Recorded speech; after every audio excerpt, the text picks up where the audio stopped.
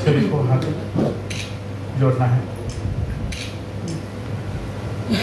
या कुंदेन्दु तुषारहार धवला या शुभ्रवस्त्रावुता या वीणावरदण्डमण्डितकरा या श्वेतपद्मासना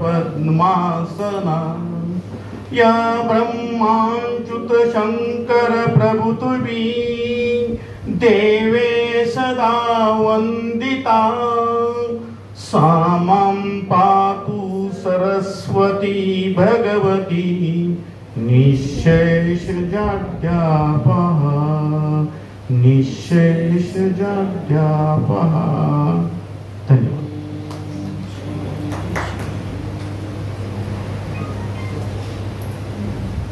धन्यवाद श्रीमान रमेश यादव जी। अब सरस्वती वंदना के पश्चात संस्थान गीत के लिए हमारे संस्थान के कुल गीत के लिए मेरा निवेदन सजग जी से कि वो संस्थान गीत प्रस्तुत करें।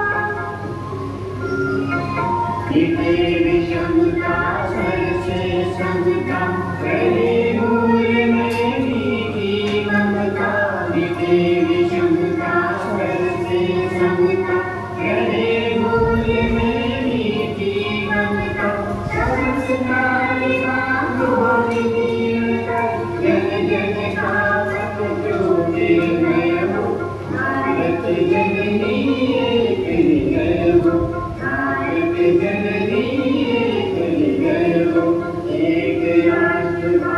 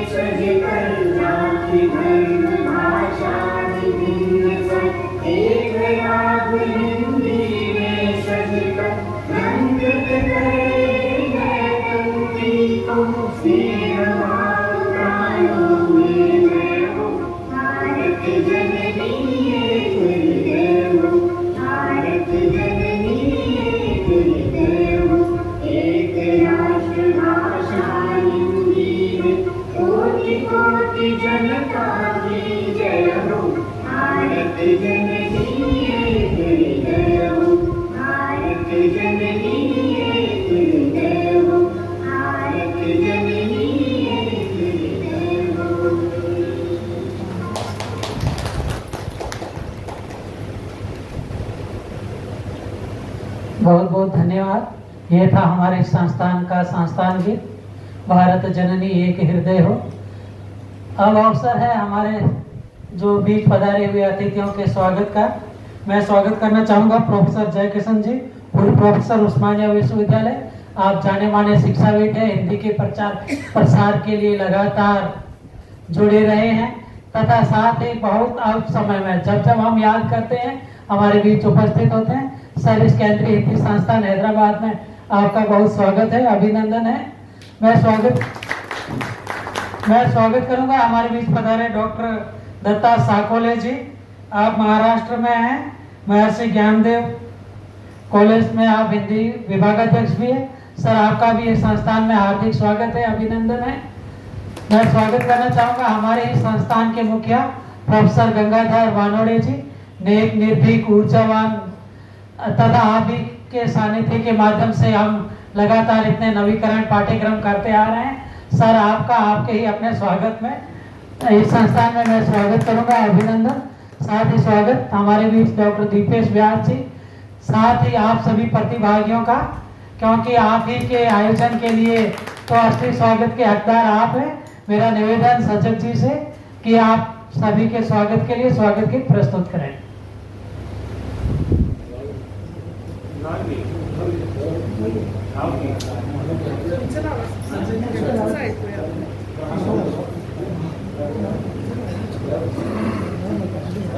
हमारे लिए बड़ा हर्ष का विषय है कि हमारे अध्यापक प्रतिभागी है वो स्वागत गीत प्रस्तुत करना चाहते हैं।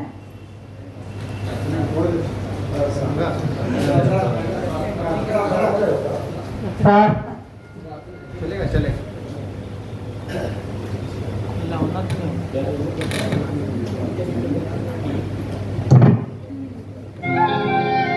सही से हाथ जोड़कर सही।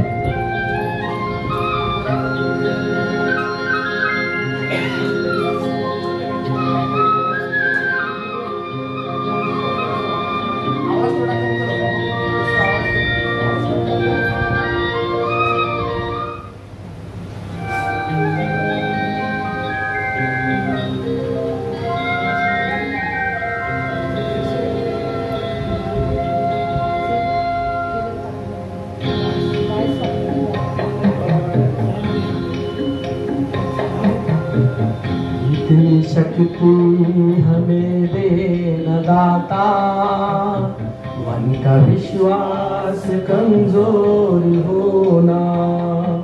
इतनी शक्ति हमें देना दाता, मन का विश्वास कमजोर होना। हम चले एक रास्ते पे हमसे भूल कर भी कोई भूल होना।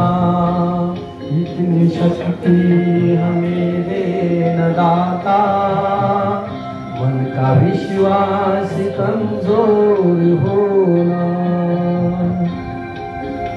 हम चले एक रास्ते पे हमसे भूल कर भी कोई भूल होना।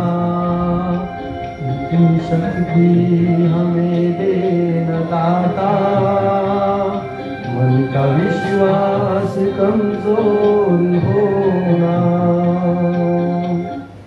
ओके, धन्यवाद।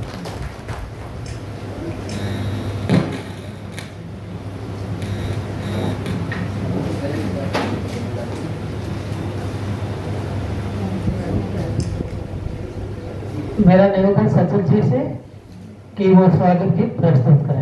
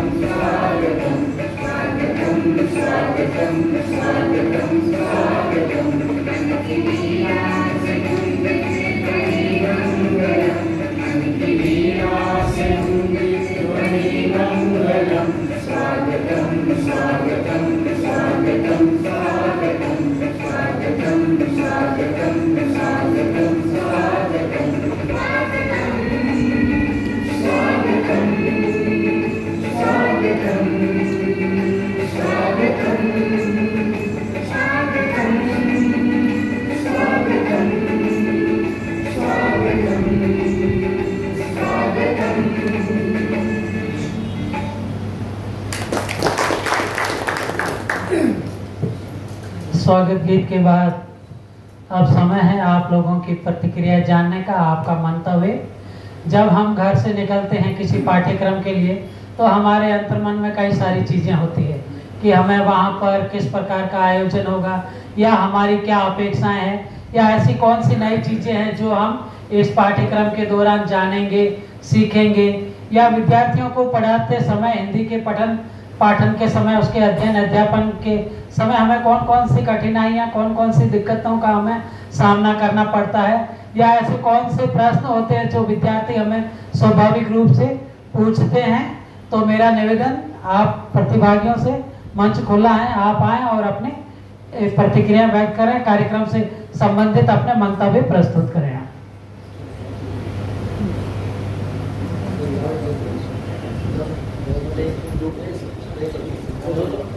सर, स्वागत है आपका।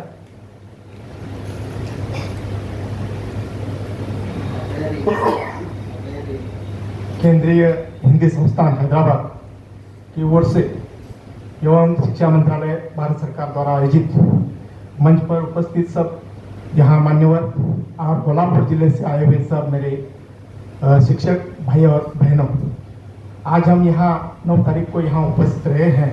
कल कुछ अध्यापक हाजिर थे। आज इस उद्घाटन समारोह पर हम चर्चा कर रहे हैं। बहुत से मान्यवर यहाँ उपस्थित रहे हैं। हम माध्यमिक स्तर पर पढ़ाने वाले अध्यापक हैं। बहुत सारी चर्चाएं होती रहती है, लेकिन इस राष्ट्रीय मंच पर जब हम चर्चा करेंगे तो मुझे लगता है कि जो लेखन कौशल्य है या भाषण कौशल्य है, उनमें छात्रों का विकास कैसे हो। माध्यमिक बोर्ड परीक्षा के अवसर पर हम एक ढांचा तैयार किया होता है कि 80 अंक की प्रश्न पत्र और 20 अंक की मौखिक ये जो प्रश्न पत्र है, उसके आधार पर हम छात्रों का मूल्यांकन करते रहते हैं। लेकिन माध्यमिक स्तर पर देखा जाए तो और भी छात्र कैसे बढ़े, लेखन कौशल्य एवं भाषण कौशल्य में वे अपना काम कैसे दे या उनकी तरक्की कैसे हो, इस पर ज़्यादा जोर देना बहुत ही जरूरी है। आज हिंदी फिल्म या हिंदी सब कार्यक्रम आयोजित किए जाते हैं, दूरदर्शन पर देखे जाते हैं, लेकिन फिर भी जितनी जैसे प्रयास होना चाहिए कि छात्रों का हिंदी के ओर से, कारण आजकल हम देखते हैं कि राष्ट्रीय स्तर पर ये हिंदी भाषा को योगदान दिया गया है, लेकिन हिंदी भाषा के माध्यम से और भी कैसे बढ़ावा मिले, क्योंकि आजकल ये हिंदी भाषा को लेकर 50 अंक की हिंदी करने का विचार भी शासन की ओर से हो रहा है। लेकिन वैसे देखा जाए तो हिंदी को 100 अंक में योगदान दे तथा हिंदी भाषा के माध्यम से माध्यमिक छात्र जो है वह अधिक से अधिक उसमें कैसे बढ़ोतरी करे। लेखन कौशल्य में उसमें विभिन्न जैसे कि कविता है, गद्य पाठ है, पद्य पाठ है या व्याकरण है, इसकी ओर ध्यान देकर उसमें कैसे और भी आगे बढ़े और शासन की ओर दिखावा दे कि ये इसी प्रकार छात्र हिंदी भाषा में भी और बढ़ सकते हैं तथा विभिन्न कला उसमें पेश कर सकते हैं। उस कला को पेश करने के बाद ही छात्र राष्ट्रीय तथा अन्य सभी कलाओं को वे ध्यान आकर्षित कर सकते हैं। इसलिए भाषण एवं लेखन कौशल की ओर हम अगर ध्यान दें या उस पर हमें मार्गदर्शन करें, आप इस पर योगदान दें तो बहुत ही अच्छा होगा। और हमारे कोल्हापुर जिले के लिए और भी छात्रा में हमारे महसूस करते रहते हैं, विभिन्न कला पेश करते रहते हैं, उसमें हमें आप क्या योगदान देंगे या हमें मार्गदर्शन करेंगे, उससे हम हर्ष हो रहा है कि जो आपने बात की मूलभूत कौशल की कि हम अपने छात्रों को बीच कैसे उनको सुधारा जाए, तो मुझे बताते हुए बड़ा हर्ष हो रहा है कि हमारा ही संस्थान हमारे संयोजक महोदय के नेतृत्व में इसी 14 और 15 तारीख को मूलभूत कौशल विकास पर एक राष्ट्रीय संगोष्ठी का भी आयोजन कर रहा है और उस आयोजन के हम सभी साक्षी होंगे।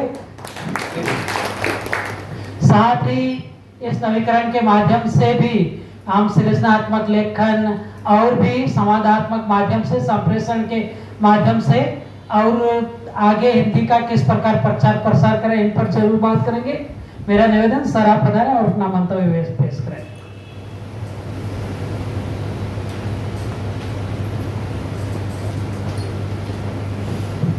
सभी को मेरा प्यार भरा नमस्कार। मंच पर स्थित राष्ट्रीय हिंदी संस्थान हैदराबाद केंद्र के सभी अतिथि यहाँ पर आए हुए कोल्हापुर के सभी प्रशिक्षणार्थी, सर जी बहुत दिनों से ये कार्यालय हिंदी का प्रचार प्रसार करने हेतु बहुत ही उत्कृष्ट कामकाज चला रहा है। हम राह देख रहे थे, हमें पहली बार मौका मिला है और इस मौके से हम कुछ न कुछ यहाँ से लेकर जाने वाले हैं। इसका आश्वासन मैं आपको पहले ही दे देता हूँ। जैसे कि आपने आह्वान किया है, अगले आने वाले 15 दिनों में आपको किस चीज़ की ज़रूरत है, बच्चों को अध्ययन करते वक्त कौन कौन सी बातों का अध्ययन करना जरूरी है, इसके बारे में चर्चा हो जाए और इसी की चर्चा यहाँ पर चल रही है। मेरे ख्याल से मैं एक बात आपको बताना चाहता हूँ। जैसे आप भी जानते हैं, जैसे कि हिंदू धर्म में सुहागन के माथे की बिंदिया को बहुत महत्व होता है, वैसा ही हिंदी में बिंदिया को महत्व होता है। ये उदाहरण आप सबको मालूम है, मैं जानता हूँ। ये उदाहरण मैंने क्यों दिया है, क्योंकि यहाँ जब हमारा प्रशिक्षण शुरू हो गया तो आरंभ में ही यहाँ में एक प्रश्न पत्र चुनवाने के लिए दिया था और वो प्रश्न पत्र व्याकरण पर आधारित था। जैसे कि व्याकरण भाषा का आत्मा होता है और जो व्याकरण अच्छा सिखाता है या जो व्याकरण अच्छा पढ़ता है, व्याकरण की जिसे बहुत अच्छी जानकारी होती है, वही उस भाषा का अच्छी तरह से अध्ययन कर पा सकता है। इसलिए मुझे लगता है कि जो प्रश्न पत्र हमने चुनवाया है, उस प्रश्न पत्र में व्याकरण के बहुत से हिस्से जो थे या व्याकरण के बहुत से जो घटक थे, उसके बारे में सूक्ष्म अध्यापन यहाँ पर हम सब करेंगे। ऐसी आपसे मैं निवेदन करता हूँ और यहाँ पर रुकता हूँ। जय। बिल्कुल, धन्यवाद सर, स्वागत है।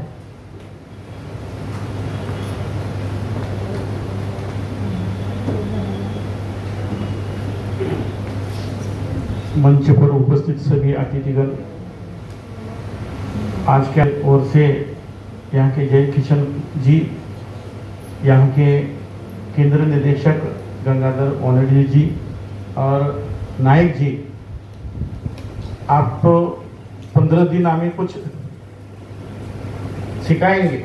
अभी हम बच्चे के तौर पर यहाँ रहेंगे। जैसे लड़के होते हैं, थोड़ा इधर उधर हो जाएगा और हमें सुधारने के लिए नहीं आए हैं। जैसे वो होता है कि आईने पर थोड़ा सा धूल चढ़ा रहता है और उस आईने की धूल को थोड़ा सा साफ करने के लिए यहाँ हम आए हैं। मेरी एक बात है कि आज बहुत से छात्र हमें कुछ प्रश्न पूछते हैं और प्रश्न पूछने के बाद हमें लगता है कि एक उदाहरण के तौर पर हम बता देते हैं कि कुछ शब्द संस्कृत से हिंदी में आते हैं, फारसी से हिंदी में आते हैं, अन्य भाषाओं से हिंदी में आते हैं, लेकिन जो आए हुए शब्द जो है तद्धित है, उदाहरण के तौर पर तो आए हुए ये शब्द हिंदी में प्रयुक्त हुए हैं, लेकिन ये फारसी कैसे आए हैं जिसे हम पारसी कहेंगे। जैसे संस्कृत के हैं लेकिन हिंदी में आए हैं, तो उसे हम पहचानेंगे कैसे। हमारी शब्दकोश में दिया गया है, जो शब्द के शब्दार्थ दिए हुए हैं, उसमें लिखा है कि संग हुई, ऐसा कोष्टक में दिया रहता है। इतना तो हम कह सकते हैं कि ये संज्ञा है, ये विशेषण है, ऐसा हम उसको कह सकते हैं। लेकिन कुछ शब्द इसमें फारसी आते हैं, कुछ मतलब पुर्तगीज आते हैं, कुछ संस्कृत से आते हैं, तो उसको हम कैसे पहचानेंगे, ये भी ये बात हमको थोड़ा सा समझ में नहीं आया है। इसके साथ साथ क्रुदंत है, तद्धित है, क्रुदंत है, ये कैसे शब्द बनते हैं और संज्ञा से विशेषण से तद्धित कैसे बनता है, इसके बारे में और थोड़ी जानकारी हमें मिले तो बहुत बढ़िया होगा। इतना ही मैं कुछ बताना चाहता था। धन्यवाद सर। बहुत बहुत धन्यवाद सर।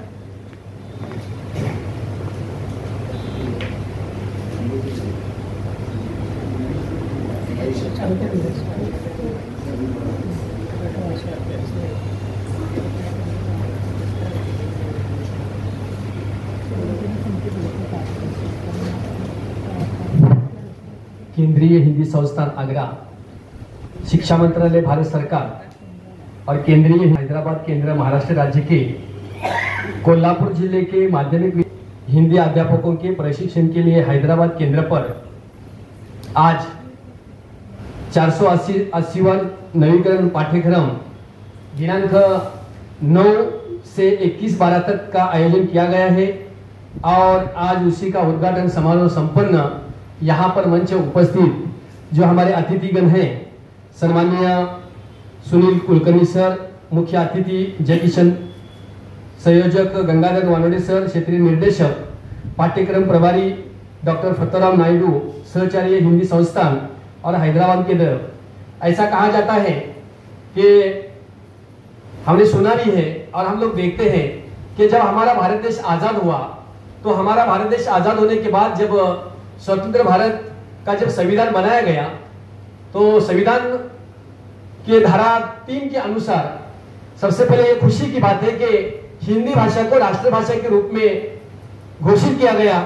इसके लिए भारत सरकार का राजभाषा घोषित किया गया। इसके लिए भारत सरकार का सबसे पहले हम लोग अभिनंदन करते हैं, क्योंकि आज हम लोग यहाँ से कोल्हापुर जिले से हम लोग आए और हमारी जो हाई स्कूल है, हमारी जो पाठशाला जो है, वो पाठशाला देहात में कोल्हापुर जिले से दुर्गम भाग जिसे कहा जाता है, तो वहां पर विद्यार्थियों को जो है वो विद्यार्थियों को सहूलत वगैरह वहां पर जो मिलती नहीं है। कभी कभी पाठ्यक्रम की जो शासन की ओर से जो मिलती है वो भी पूरी तरह से मिलती नहीं है। तो ये जो कठिनाई जो आती है, जैसे कि शब्दार्थ होंगे, जैसे कि कहावत होगी, और सातवीं का अगर हमने अभ्यासक्रम देखा तो वहां पर लेखक का परिचय होगा या उपन्यासकार कौन है, साहित्यकार कौन है, ललित निबंध क्या है, ये बच्चों को पता नहीं चलता। मतलब उसकी उम्र के हिसाब से वैसे बोले तो जो अभ्यासक्रम जो होता है वो अभ्यासक्रम कठिन होता है। और रचनात्मक विभाग अगर हम लोग देखेंगे तो 2-3 साल के पहले जो जैसे कि भाषा अध्ययन में पत्र लेखन था, पत्र लेखन जैसे कि औपचारिक पत्र होगा, अनौपचारिक पत्र होगा, पहले प्रति प्रेक्षक, पहले हम लोग दाहिने बाजू में लिखते थे, फिर बाई ओर, तो लोगों के विद्यार्थियों के दिमाग में वही बैठा है। तो इससे ये भी बात जो है, ये बात हमारे वरिष्ठ जो आप बैठे हैं यहाँ पर मंच पर, तो उनसे भी हम लोग गुजारिश करते हैं कि बच्चों के लिए, ताकि जैसे कि हिंदी बोलना और हिंदी सीखना इतनी आसान बात नहीं है। लोगों को लगता है या विद्यार्थियों को लगता है कि हमने सिर्फ फिल्मी हिंदी फिल्में अगर हमने देख ली तो हमारी हिंदी संवर जाएगी, सुधर जाएगी, लेकिन नहीं, हिंदी पढ़ना और पढ़ाना ये भी कठिन बात है। तो ज्यादा से ज्यादा कैसा आसान होगा सर। और आजकल जो हिंदी विषय को जो है वो हिंदी विषय को एक अलग तरह की जो ट्रीटमेंट जिसे बोलते हैं, वामरूप जिसे बोलते हैं, तो वो दी जाती है। तो इसके बारे में भी आप गौर कीजिए। तो यही मुझे यहाँ पर संयोजक ने 2 मिनट बोलने के लिए परवानगी दे दी, परमिशन दे दी, इसके लिए मैं उनका आभारी हूँ। ठीक है सर, धन्यवाद। बहुत बहुत धन्यवाद। यहाँ पर आपकी सभी समस्याओं का समाधान किया जाएगा, ऐसा मेरा विश्वास है। हम मुखातिब होते हैं मंच की ओर। मेरा निवेदन आज के हमारे सम्मानित अतिथि डॉक्टर दत्ता साकोले जी से कि आप पधारें और हमारे प्रतिभागी अध्यापकों को अपना उद्बोधन दें।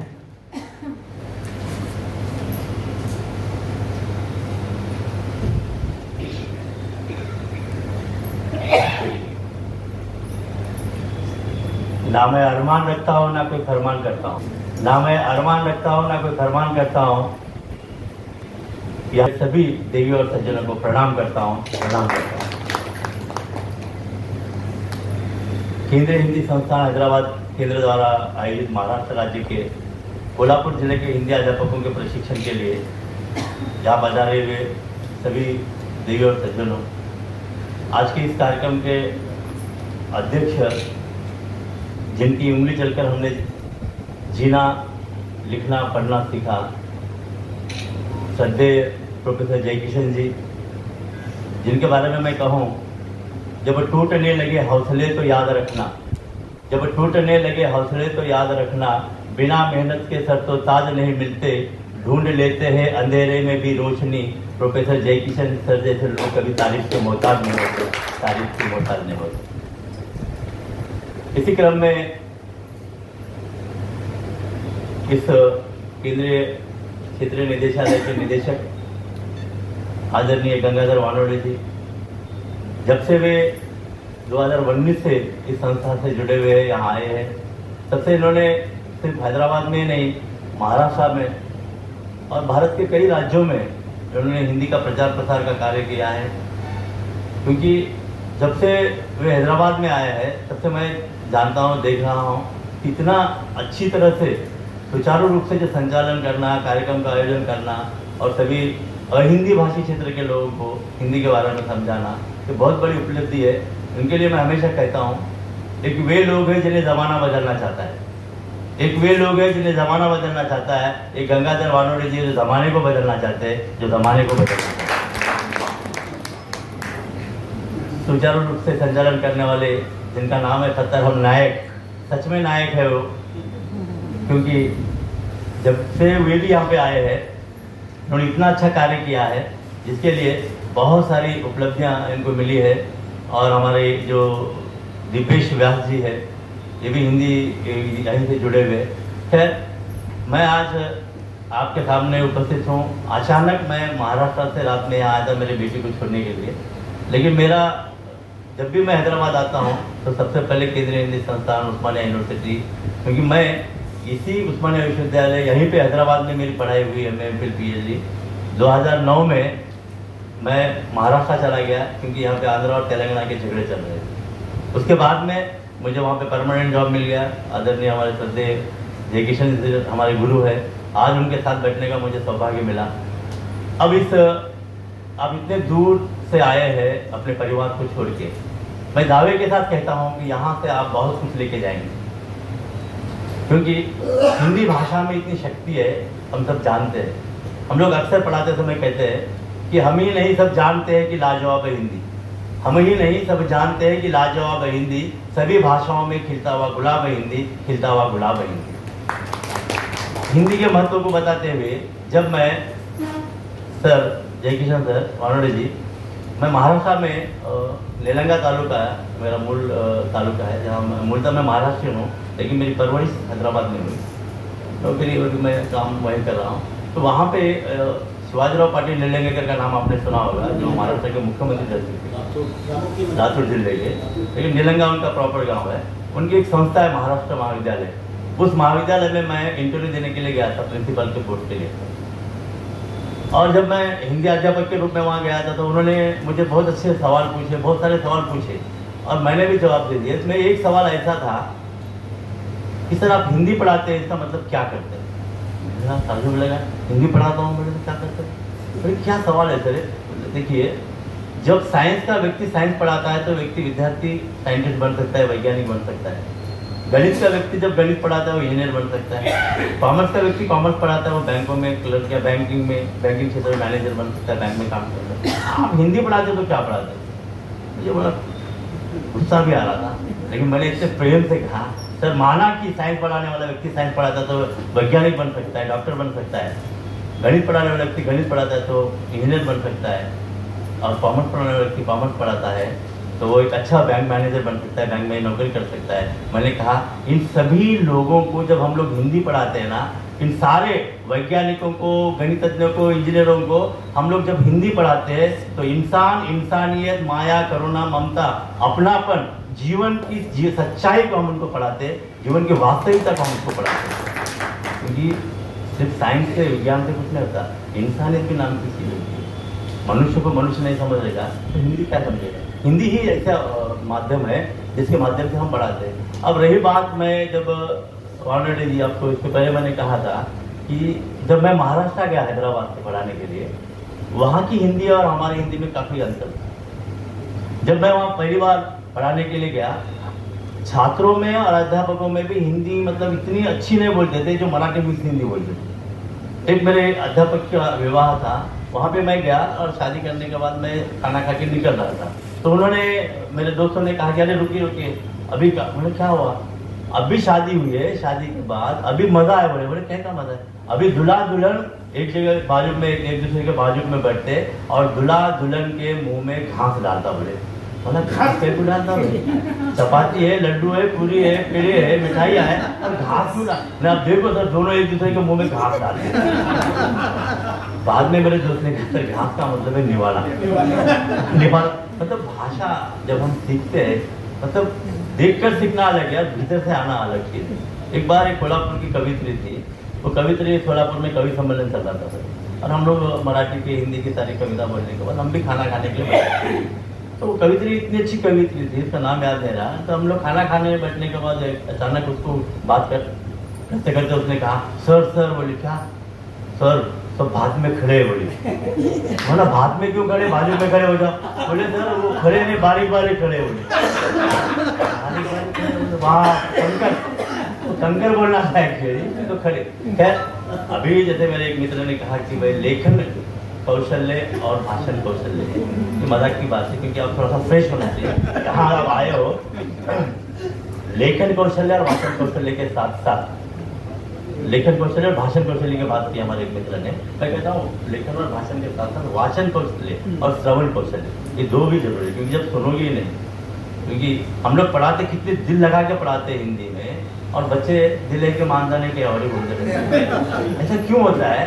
मनोविज्ञान की बातें, चेतन अचेतन और चेतन की बातें देखिए सर ने हमें समझाया था, इसलिए हम लोग ऐसा करते। अब मुझे ये बताना है आप लोगों को, क्योंकि जब आप यहाँ आए, अभी मेरे दूसरे मित्र ने कहा कि आईना साफ करने से कुछ नहीं होता। गालिब का एक शेर है, धूल चेहरे पे लगी थी गालिब और उम्र भर मैं आईना साफ करता रहा। हमें आईना साफ नहीं करना है, हमें भीतर से साफ करना है। अब भीतर से साफ होने के, मजबूत होने के लिए क्या करना है? हमें सबसे पहले वाचन करना चाहिए, हमें पढ़ना चाहिए। मैं MA, MPhil, PhD, translation and diploma, मेरे अंदर में 12 लोग PhD कर चुके हैं। ये सर हमारे गुरु के आशीर्वाद के कारण हुआ है। और मैं महाराष्ट्र में आज भी बड़े दावे के साथ, मैं सर आज तक महाराष्ट्र में कभी किसी से मराठी में बात नहीं की, क्योंकि मेरा पेशा, मेरी जो रोजी रोटी है वो हिंदी है। मैं अगर सब्जी वाले के पास भी जाता हूँ तो सब्जी वाले वो हिंदी के सर इधर बोलते, हालांकि मेरी मातृभाषा मराठी। बहुत बार मुझे धोखा भी हुआ, उनको सामने वाले को लगता है कि इसको मराठी नहीं आती, गाली दे दो। अब मेरी मातृभाषा मराठी है और उसको कैसे बता दो? खैर, बोलने का मतलब है कोई भी चीज को हमें सीखना है तो बड़े शिद्दत से सीखना चाहिए। जब आप, मैं डंके के छोर पे कहता हूँ कि आज 15 दिन कि हैदराबाद शहर बड़ा गौरवशाली शहर है और इतना ऐतिहासिक शहर है, यहाँ पे आपको घूमने को भी मिलेगा। और सर आपको पूरी तरह से परफेक्ट यानी कंप्लीट हिंदी के अध्यापक के रूप में यहाँ से जब जाओगे तो आपको लगेगा कि सच में बहुत वाश हो चुका है। आप अच्छा अध्यापक है, मैं भी महाराष्ट्रियन हूँ, आप भी महाराष्ट्रियन है। अभी यहाँ जैसे मुझे पता लगा ऐसा है, सर ने कहा रुकिए, मैं मेरे कुछ पर्सनल वैयक्तिक कार्य से आया था, अवसर मिला, तो मुझे बस इतना बताना है आपको कि जिंदगी में आगे बढ़ना सीखो, पीछे मुड़कर कभी ना देखो। जिंदगी में आगे बढ़ना सीखो, पीछे मुड़कर कभी ना देखो। जो बीत गया तो बीत गया, आने वाले समय को नई नज़र से देखो, नई नज़र से देखो। हमें सिर्फ नज़र बदलनी है, सोच ही इंसान की जिंदगी बदलती है। अब आप अध्यापक लोग, हम सब लोग, हमारी वजह से कितने छात्रों की जिंदगी में नई चेतना आती है। हम लोग जब अच्छा पढ़ाते हैं और सबसे ज़्यादा सर मुझे बताते ये गर्व होता है कि मेरे हिंदी विभाग में, हमारे कॉलेज में, मैं मोहेकर महाविद्यालय क्रम तालुका धाराशिव में भी मैं पढ़ाता हूँ, मेरी 15 साल हो गए वहाँ पे पढ़ाते हुए। हर साल सेकंड लैंग्वेज हिंदी में, आप मानते कि नहीं, 180 के ऊपर छात्र एडमिशन लेते हैं। मराठी और हिंदी में कंपटीशन होता है, 180 हिंदी में आ जाते हैं और ऑप्शनल हिंदी के लिए 90-100 छात्र। क्यों? उसके बच्चों के प्रति, बच्चों के मन में जो रुझान हम लोग पैदा करते हैं। और आज जो नई टेक्नोलॉजी आई है, अच्छी बात है, आजकल व्हाट्सएप पे मोबाइल आने की वजह से हम सब जानते हैं इतनी अच्छी बातें, लोग उसका दुरुपयोग करते हुए अलग बात है, लेकिन सदुपयोग भी करना चाहिए। तो बस एक बात करके अपनी बात समझ करना चाहता हूँ। एक बात सब जानते हैं, स्वामी विवेकानंद जी शिकागो गए थे अमेरिका में, तो वहाँ पे एक अमेरिकन व्यक्ति उनको देखकर, उनकी वेशभूषा देखकर अंग्रेजी में सवाल पूछता है कि how are you Swami ji, how are you? तब वो बड़े नम्रता से हिंदी में जवाब देते, मैं ठीक हूँ, नमस्ते, प्रणाम। तो उस व्यक्ति को लगता है कि अरे इनको अंग्रेजी नहीं आती होगी इसलिए हिंदी में बात करें, चलो अपन इसको हिंदी में बात करेंगे बोल के वो बोलते हैं अच्छा स्वामी जी कैसा लगा हमारा देश।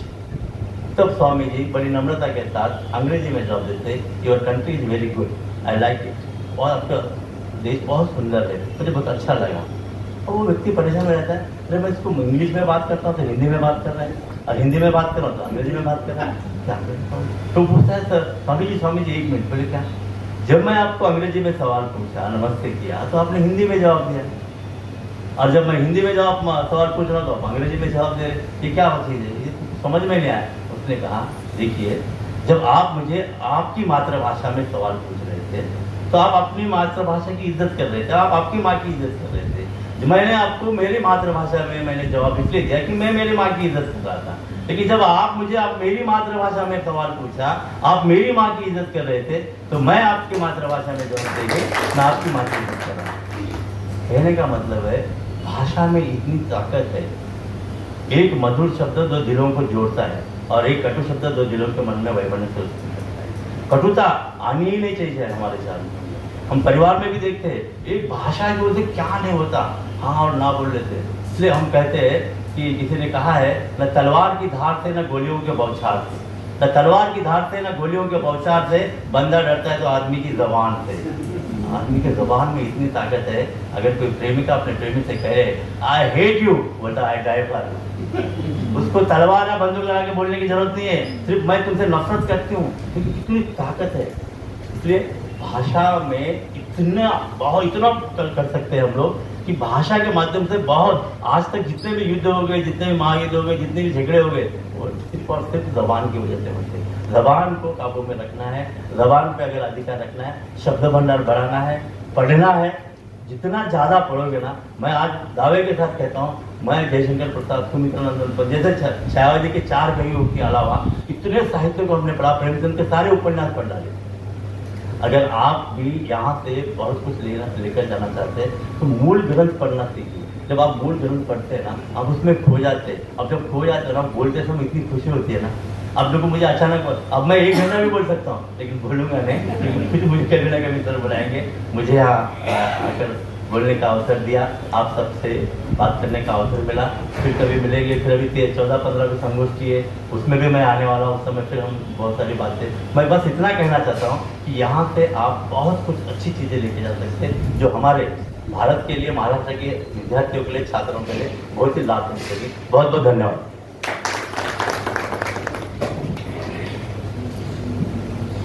बहुत बहुत आभार, धन्यवाद सर।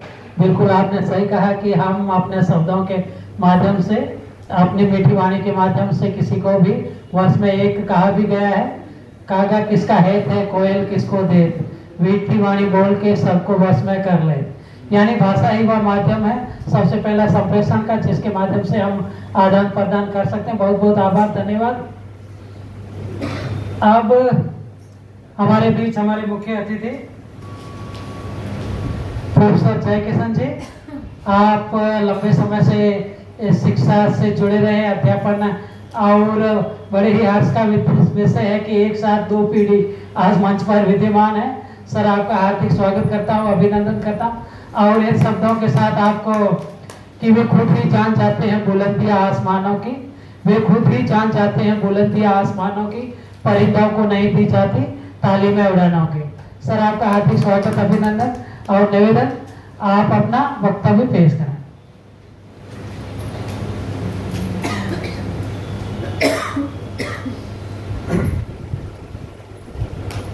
आप सभी उपस्थित शिक्षक गणों का हार्दिक स्वागत है और हार्दिक प्रणाम।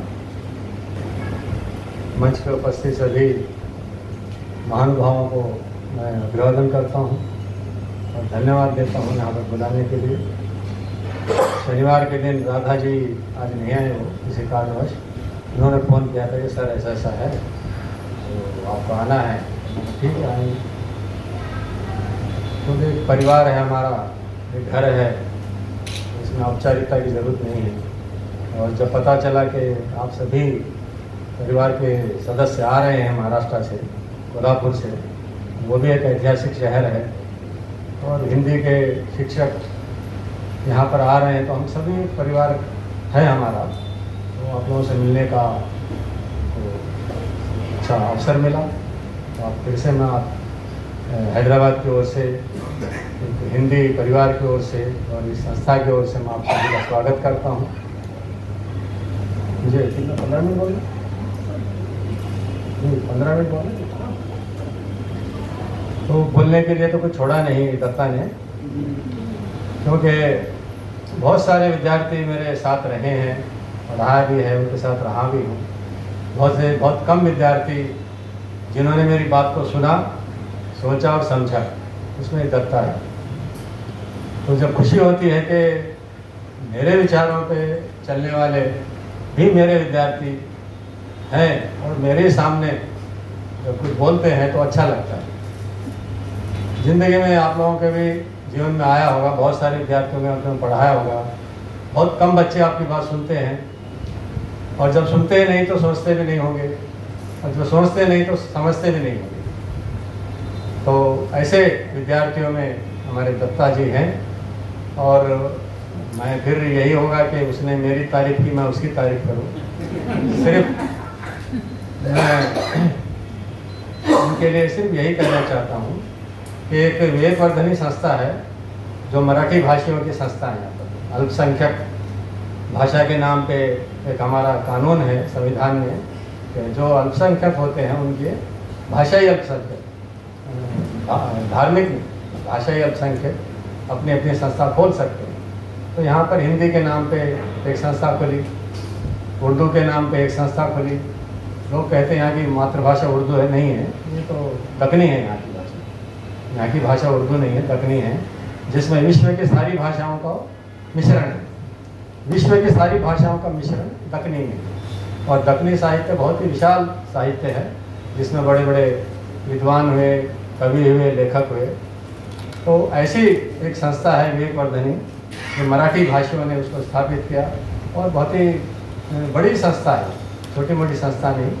जब यहाँ पर निज़ाम का राज्य था, उस समय से वो संस्था चली आ रही है। तो उसमें एक हिंदी विभाग खुला, तो उसमें जो कार्यरत थे सभी लोग, जो सीनियर थे, वे तो परमानेंट थे, उनको तो सब कुछ ठीक ठाक मिलता था। जब वो लोग रिटायर हुए तो इस दत्ता को वहाँ पर अवसर मिला, किसी ने इसको वहाँ पर बुलाया होगा, वहाँ पर कुछ पीरियड दिए होंगे, और फिर इसको आश्वासन भी दिया होगा कि कुछ यहाँ पर काम करो और अपना घर चलाओ। पता नहीं जब शादी हुई थी या नहीं हुई थी, मगर इसने उस संस्था में हिंदी विभाग को जीवित रखा, और जब तक ये महाराष्ट्र नहीं गए उस संस्था में हिंदी विभाग को जीवित रखा।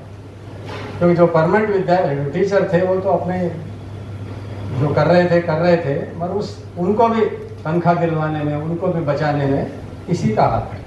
अगर ये नहीं उसमें काम करते, बच्चों को नहीं लाते, अपनी जेब से जो उनको मिलता होगा थोड़ा बहुत तनख्वाह, उसमें से फीस भरते थे बच्चों को, क्योंकि बच्चे नहीं मिलते थे। क्योंकि जो बच्चे हमारे विश्वविद्यालय में थे उस्मानी में, सारे वहाँ आ जाते थे, तो इनके लिए बच्चे बचते ही नहीं थे। तो ये क्या करते थे, जब काउंसलिंग होती थी तो पहले से ही उनको बच्चों से मिलते थे, तो उनको आश्वासन देते थे कि हमारे कॉलेज में ये सारी सुविधाएं हैं, कोई बात नहीं, अगर फीस नहीं भर सकते तो हम लोग भरेंगे। तो इस तरह वहाँ पर वो 20-30 बच्चों को ले जाते थे। क्योंकि हमारे यहाँ जो विश्वविद्यालय में था उस्मानी, उसमें लगभग कम सीटें थी, बच्चे बहुत ज़्यादा होते थे। तो उन बच्चों में से कुछ बच्चों को वहाँ ले जाते थे, बाकी एक और विद्यालय था वहाँ पर भी जाते थे। तो इन्होंने अपने लिए किया ऐसा नहीं है, उस विभाग को बचाने के लिए, उन बच्चों का भला करने के लिए, वहाँ के जो पढ़ाने वाले शिक्षकों को उनका भला करने के लिए इसने सारा वहाँ पर जो जीवन था, आधा जीवन इसको लगा दिया। तो जाते जाते वहाँ पर, यहाँ पर जब ख़त्म हो गई उम्मीद कि यहाँ मुझे कुछ नहीं मिलेगा, क्योंकि यहाँ पर लोकल नॉन लोकल का झगड़ा था, यहाँ के लोगों को ही नौकरी देना था, तो इनको मिलने की संभावना नहीं थी। तो इनको वहाँ किसी ने कहा कि यहाँ अवसर है, तो वहाँ चले गए, और बड़ों के आशीर्वाद से इनको वहाँ मिल भी गया, और आज वो ठीक ठाक है। और हिंदी को, जिस उन्होंने कहा कि मैं मराठी भाषी होते हुए भी मराठी में नहीं बोलता, मैं हिंदी में ही बात करता हूँ, क्योंकि मैं हिंदी की रोटी खा रहा हूँ, तो हिंदी में ही बात करता हूँ। तो मुझे अच्छा लगा कि उन्होंने मेरी जो इच्छा थी मेरे विद्यार्थी इस तरह बने, उन्होंने उस इच्छा को पूरा किया। मैं उनका धन्यवाद देता हूँ और फिर से आशीर्वाद देता हूँ कि वो इसी तरह इस मार्ग पे चलते रहें और खुद भी सफल हों और अपने बच्चों को भी इसी मार्ग पर चलाएं। और मैं आपसे संबोधित होता हूँ। मैं अभी 70 के ऊपर पहुँच गया हूँ। मैंने 20 साल उस्मानिया विश्वविद्यालय में पढ़ाया और 2.5 साल थे मैंने छोड़ दी किसी कारणवश। उससे पहले सरकारी कॉलेज में मैंने 4 साल पढ़ाया। उससे पहले मैं छोटी सी नौकरी करता रहा क्लर्क की, 10 साल वहाँ की। और वहाँ करते करते ही मैं MA MPhil PhD किया। और जिस तरह दत्ता ने संघर्ष किया उसी तरह मैंने भी संघर्ष करके टीचिंग में आया। मैं भी चाहता था कि शिक्षक बने, मगर उम्मीद नहीं थी, व्यवस्था ऐसी थी, शिक्षक बन गए। हमारे भी गुरुओं ने हमको आशीर्वाद दिया, हम शिक्षक बन गए। और ऐसी जगह डाला गया जहाँ पर हिंदी पढ़ने वाले ही नहीं थे। तो नक्सलाइट एरिया था, तेलुगु एरिया था, वहाँ लेने वाले नहीं थे। ठीक है, फिर भी 2 बच्चे आए, फिर कुछ बच्चे आए, कोशिश। फिर यहाँ मौका मिला उस्मानिया विश्वविद्यालय में, यहाँ पढ़ाने का भी मौका मिला। तो 15 वर्ष एक ऐसी कॉलेज में मिला जहाँ पर पढ़ने पढ़ाने का माहौल था, वहाँ पढ़ाया। उसके बाद फिर ऐसे कॉलेज में ट्रांसफ़र हुआ जहाँ ना पढ़ने का माहौल था ना पढ़ाने का माहौल था। 4 साल बिना पढ़ाए बिना काम करे तनख्वाह मिलती रही। दिल को अच्छा नहीं लगता था कि मैं 1 लाख के ऊपर तनख्वाह उठाता हूँ, मैं पढ़ा नहीं रहा ना पढ़ रहा हूँ। तो सोचता था क्या करूँ यहाँ। फिर 1 साल ऐसी उसी यूनिवर्सिटी में जहाँ पर जिसको मुख्य विभाग कहते हैं वहाँ भेज दिया गया। तो वहाँ तो और बुरा हाल था क्योंकि राजनीति इतनी ज़्यादा थी, अध्यापकों की राजनीति और वैसी राजनीति बहुत ज़्यादा थी। तो मैंने कहा मैं शिक्षक हूँ, क्या हूँ। तो ना पढ़ना था ना पढ़ाना था। फिर मैंने सोचा, किसी से एडवाइस लिया मैंने, भाई 20 साल हो गए हैं मेरे, मुझे कुछ तनख्वाह पेंशन मिल सकती है। तो उन्होंने कहा मिल सकती है। तो कितना कहा, उन्होंने इतना कहा। मैंने कहा चलो गुजारा हो सकता है। तो मैंने रिज़ाइन दे दिया। 2.5 साल थे, लोगों ने समझा फ्री में तनख्वाह मिलती है, क्यों छोड़ रहे, लाख के ऊपर तनख्वाह है, बैठो आराम से करो। तो मैंने कहा मैं कुछ करना चाहता हूँ जो यहाँ नहीं हो रहा है। तो उन्होंने कहा तो वैसे ही करो, यहाँ कौन सा तुमको आना है, यहाँ सही नहीं ना कुछ है, वैसे ही करो। तो मैंने कहा नहीं, फिर मैंने छोड़ दिया और जो पेंशन मिलती थी उसमें काम करने लगा।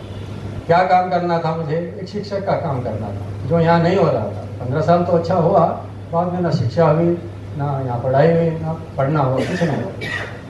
तो फिर मैंने सोचा चलो गुजारा तो होगा ही, तो मैंने छोड़ दिया। फिर वो काम किया। तो कौन सी शिक्षा थी वो, जो दुनिया का विश्वविद्यालय होता है वो विश्व का खुला विश्वविद्यालय होता है। हम लोग बंद विश्वविद्यालय पढ़ते पढ़ाते हैं। खुले विश्वविद्यालय में हम जो सीख सकते हैं, जो सिखा सकते हैं, कि बंद विश्वविद्यालय में हम ना पढ़ सकते हैं, ना सीख सकते हैं, ना सिखा सकते हैं। तो फिर मैं समाज में घूमता रहा और कुछ ऐसी बातें सिखाता रहा कि जो मुझे पहले छोड़ देनी चाहिए थी नौकरी। कोशिश की थी मैंने छोड़ने की, तो लोगों ने डरा दिया कि तुम किसी से मांगोगे नहीं, कोई तुमको देगा नहीं, भीख मांगोगे तो भी नहीं मिलेगी, ऐसी व्यवस्था हो गई है तो फिर तुम्हारा जो काम है वो अधूरा रहेगा। तो मैंने भी गुरुओं की बात सुनी, फिर 20 साल तक किया और वो काम किया और लगभग बहुत सारा काम किया। तो खैर उसमें भी सफलता नहीं मिली। तो देखिए मैंने 2 जीवन जिए हैं। मैंने नरक भी देखा है, स्वर्ग भी देखा। जब मैं पैदा हुआ तो मैं स्वर्ग में पैदा हुआ, भले ही कपड़े से नहीं पैदा हुआ, मैं नंगा ही पैदा हुआ। तो जिस तरह सब लोग पैदा हुए, मैं स्वर्ग में पैदा। मेरे लिए सारी सुविधाएं थी, पढ़ाई फ्री थी, खाना पीना फ्री था, पानी फ्री था, और दवाइयाँ फ्री थी, सब कुछ फ्री थी, कोई बंधन नहीं था। 40 का होते होते 45 तक होते होते मुझे नरक के द्वार खुलने लग गए और मैं नरक की तरफ बढ़ता चला। और आज मैं नरक में हूँ, आज मैं नरक में हूँ। शिक्षा फ्री नहीं है, पढ़ाई फ्री नहीं है, खाना फ्री नहीं है, पानी फ्री नहीं है, कोई भी चीज़ फ्री नहीं है। और जबकि हमारा जो पारिवारिक संबंध है वो भी फ्री नहीं। पत्नी कहती है कुछ तनख्वाह लाओ, पैसे लाओ तो तुम्हें कुछ मिलेगा, पति कहता है तुम कुछ लाओ तो कुछ मिलेगा, बेटा मांगता है, बेटी मांगती है, दोस्त मांगते हैं, रिश्तेदार मांगते हैं, हर कोई पैसा मांगता है। पैसा ही पैसा है, सब कुछ हो गया तो रहा क्या, जीवन में बचा क्या। तो हमने नरक भी देखे। और ये नरक मेरे ख्याल से जो हमारा जो शोध है, मेरा जो शोध है वो ये शोध है कि 30 तक ये नरक चलेगा, 30 तक ये नरक चलेगा और इतना भयंकर चलेगा। 25 से तो बहुत ही खतरनाक भयंकर नरक की ओर हम बढ़ रहे हैं। तो विश्व तो पहले ही बढ़ गया है, दूसरे देश तो, हम लोग अभी कदम रख रहे हैं।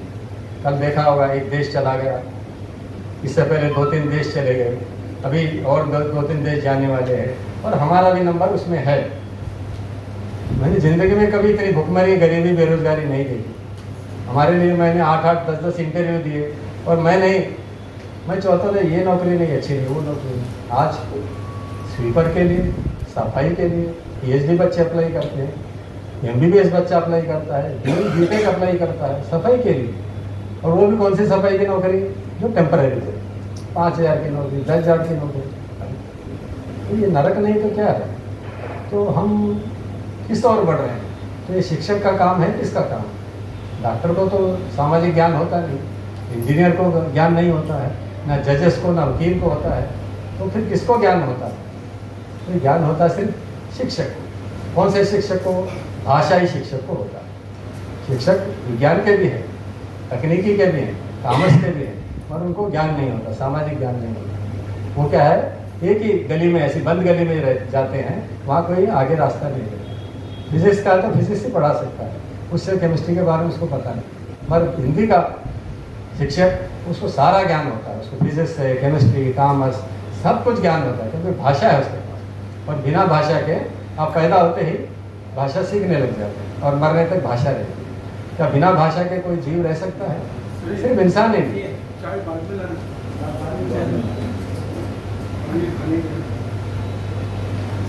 तो बिना भाषा के प्राणी, कोई प्राणी रह सकता है?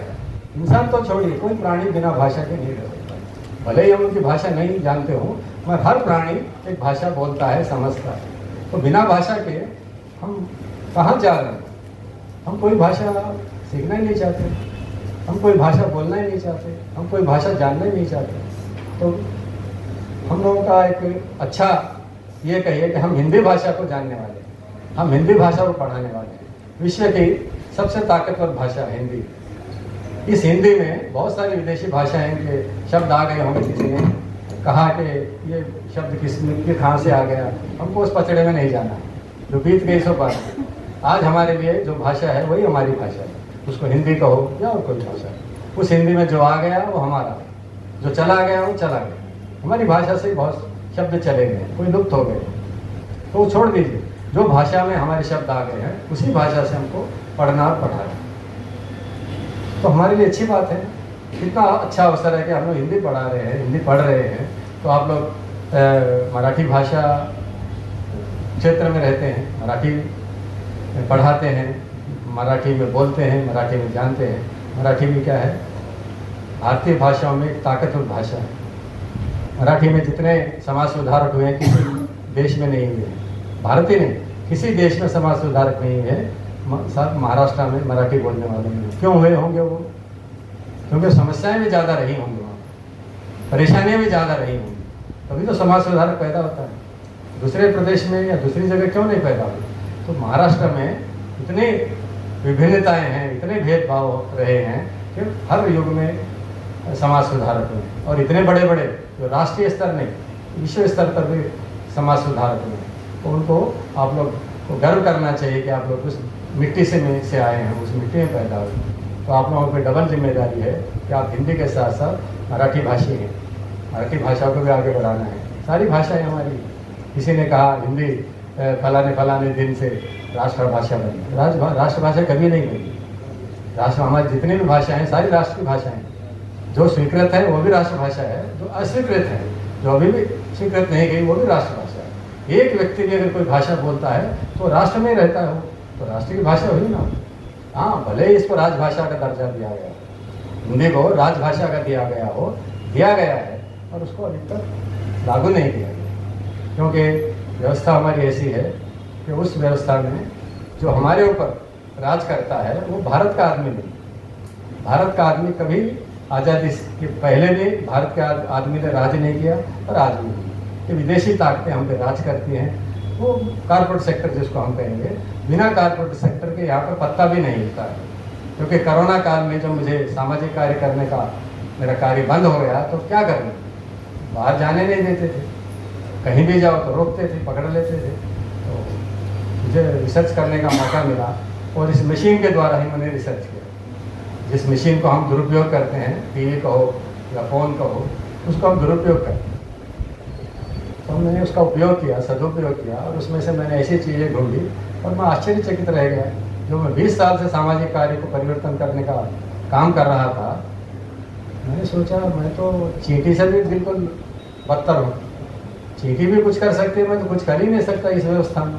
इतनी व्यवस्था को जकड़ दिया गया 100 साल से कि आप पत्ता भी नहीं हिला सकते किसी भी मुल्क का, भारत ही नहीं।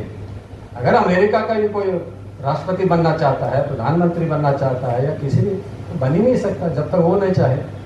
सारी बैंकिंग व्यवस्था उन्होंने हड़प ली, सारा जमीन उन्होंने हड़प ली, सारा फार्मास्यूटिकल उन्होंने हड़प लिया, यानी जितने आदमी को जो चाहिए सारे उन्होंने हड़प लिया। मुट्ठी भर लोग हो, और 3 पीढ़ियों से उन्होंने हड़प लिया और हमको पता ही नहीं। आज इस पीढ़ी को हमको पता चला, फिर हमने उस जो सामाजिक कार्य को थोड़ा सा मोड़ा और इसके खिलाफ जाने लगे, कोरोना के खिलाफ जाने लगे, फार्मास्यूटिकल के खिलाफ जाने लगे। फिर हमने मास्क था हमने उखाड़ के फेंका और चौरस्तों पे खड़े हो गए कि ये कोरोना फ्रॉड है, कोई ये ना तो कोई बीमारी है, ना ये कोई ऐसा जानलेवा चीज़ है। मामूली से बुखार है, वो आता रहता जाता रहता है। हमारे पास दवाई में या हर चीज़ में आयुर्वेदिक है या और बहुत सारे हैं। इतने पुरानी हमारी शिक्षा है, उसको हमने भुला दिया। और मामूली से जो 100 साल से टीका है, जिसने टीका बनाया उसने अपने 2 बेटों पे उसको रिसर्च किया और वो दोनों बेटों को मार दिया गया और बाद में आत्महत्या कर ली उसने। वो इंटर पास था से इंटर पास साइंटिस्ट कैसे बन गया? साइंटिस्ट बन के उसने टीका भी ईजाद कर दिया और उसी धोखे देने वाली उस टीका को आज तक हम लोग धोखा में ले ही रहे हैं, बच्चों को दिला रहे हैं। तो इन चीज़ों को फिर हमने हाईलाइट किया और लोगों को जागृत किया। और महाराष्ट्र में, इसलिए महाराष्ट्र में फिर से एक छोटे से लड़के ने फिर एक समाज सुधार का किया, जोहान टेंगरे। उस लड़के ने रिसर्च किया, रिसर्च करके और थोड़ा सा खोद दिया कि ये सारी चीज़ बकवास आज से नहीं चलती, 100 साल से चल रही है। फार्मास्यूटिकल लॉबी इतनी हावी हो गई कि उसके बिना कोई यहाँ का पत्ता भी नहीं हिल सकता। तो हमारे प्रधानमंत्री, राष्ट्रपति, जितने भी जो भी चीज़ है सब वहीं से होते। हमारे यहाँ कोई इलेक्शन नहीं होता। हम सोचते हैं हम इलेक्शन करते हैं, नहीं होता। बोल देना आप लोग थोड़ा सा, मैं विषय यही है क्योंकि हम शिक्षक हैं। इन चीज़ों को नहीं बताएंगे तो हम भी नरक में जाएंगे और बच्चों को भी नरक में ले जाएंगे। क्योंकि ये जो आपका सिलेबस है, देखिए हमारी विडंबना देखिए, सिलेबस कोई बनाता है, पढ़ाता कोई है और जांचता कोई। जिसने एक प्रश्न बनाया, जिसने एक पाठ बनाया, उसको हम पढ़ाते हैं। प्रश्न पत्र कोई बनाता है, जांचता कोई है, 4 हो गए। अरे भाई, जिसने सिलेबस बनाया उसको मालूम है सिलेबस में क्या है। मैं पढ़ाता हूँ, मुझे नहीं मालूम उसने क्या बनाया। मैं यहाँ वहाँ से कुछ ना कुछ करके उसको पढ़ाने की कोशिश करता हूँ। समझ में नहीं आता मुझे उसने क्या बनाया, वो कोशिश करता हूँ यहाँ वहाँ से, बड़ों से, सीनियर से पूछ के, ठीक है मैंने पढ़ा दिया। जांचने प्रश्न पत्र बनाने वाले प्रश्न पत्र बना लिया सिलेबस देख के, उसको नहीं पता कि टीचर ने क्या पढ़ाया, उसने बना दिया। तो जांचने वालों को ये नहीं पता कि प्रश्न पत्र किसने बनाया, कि उसको अलग से पढ़ा उसने। एक ही किताब को 4 लोगों ने पढ़ा अलग अलग ढंग से। और कभी भी एक भाषा का विद्यार्थी एक तरह कैसे सोच सकता है? साइंस का विद्यार्थी सोच सकता है 2 और 2 4 ही होंगे। तो अमेरिका का गणितज्ञ हो या कहीं का भी हो, फिजिक्स का एक ही सूत्र होगा, केमिस्ट्री का एक ही सूत्र होगा, कॉमर्स का एक ही सूत्र होगा।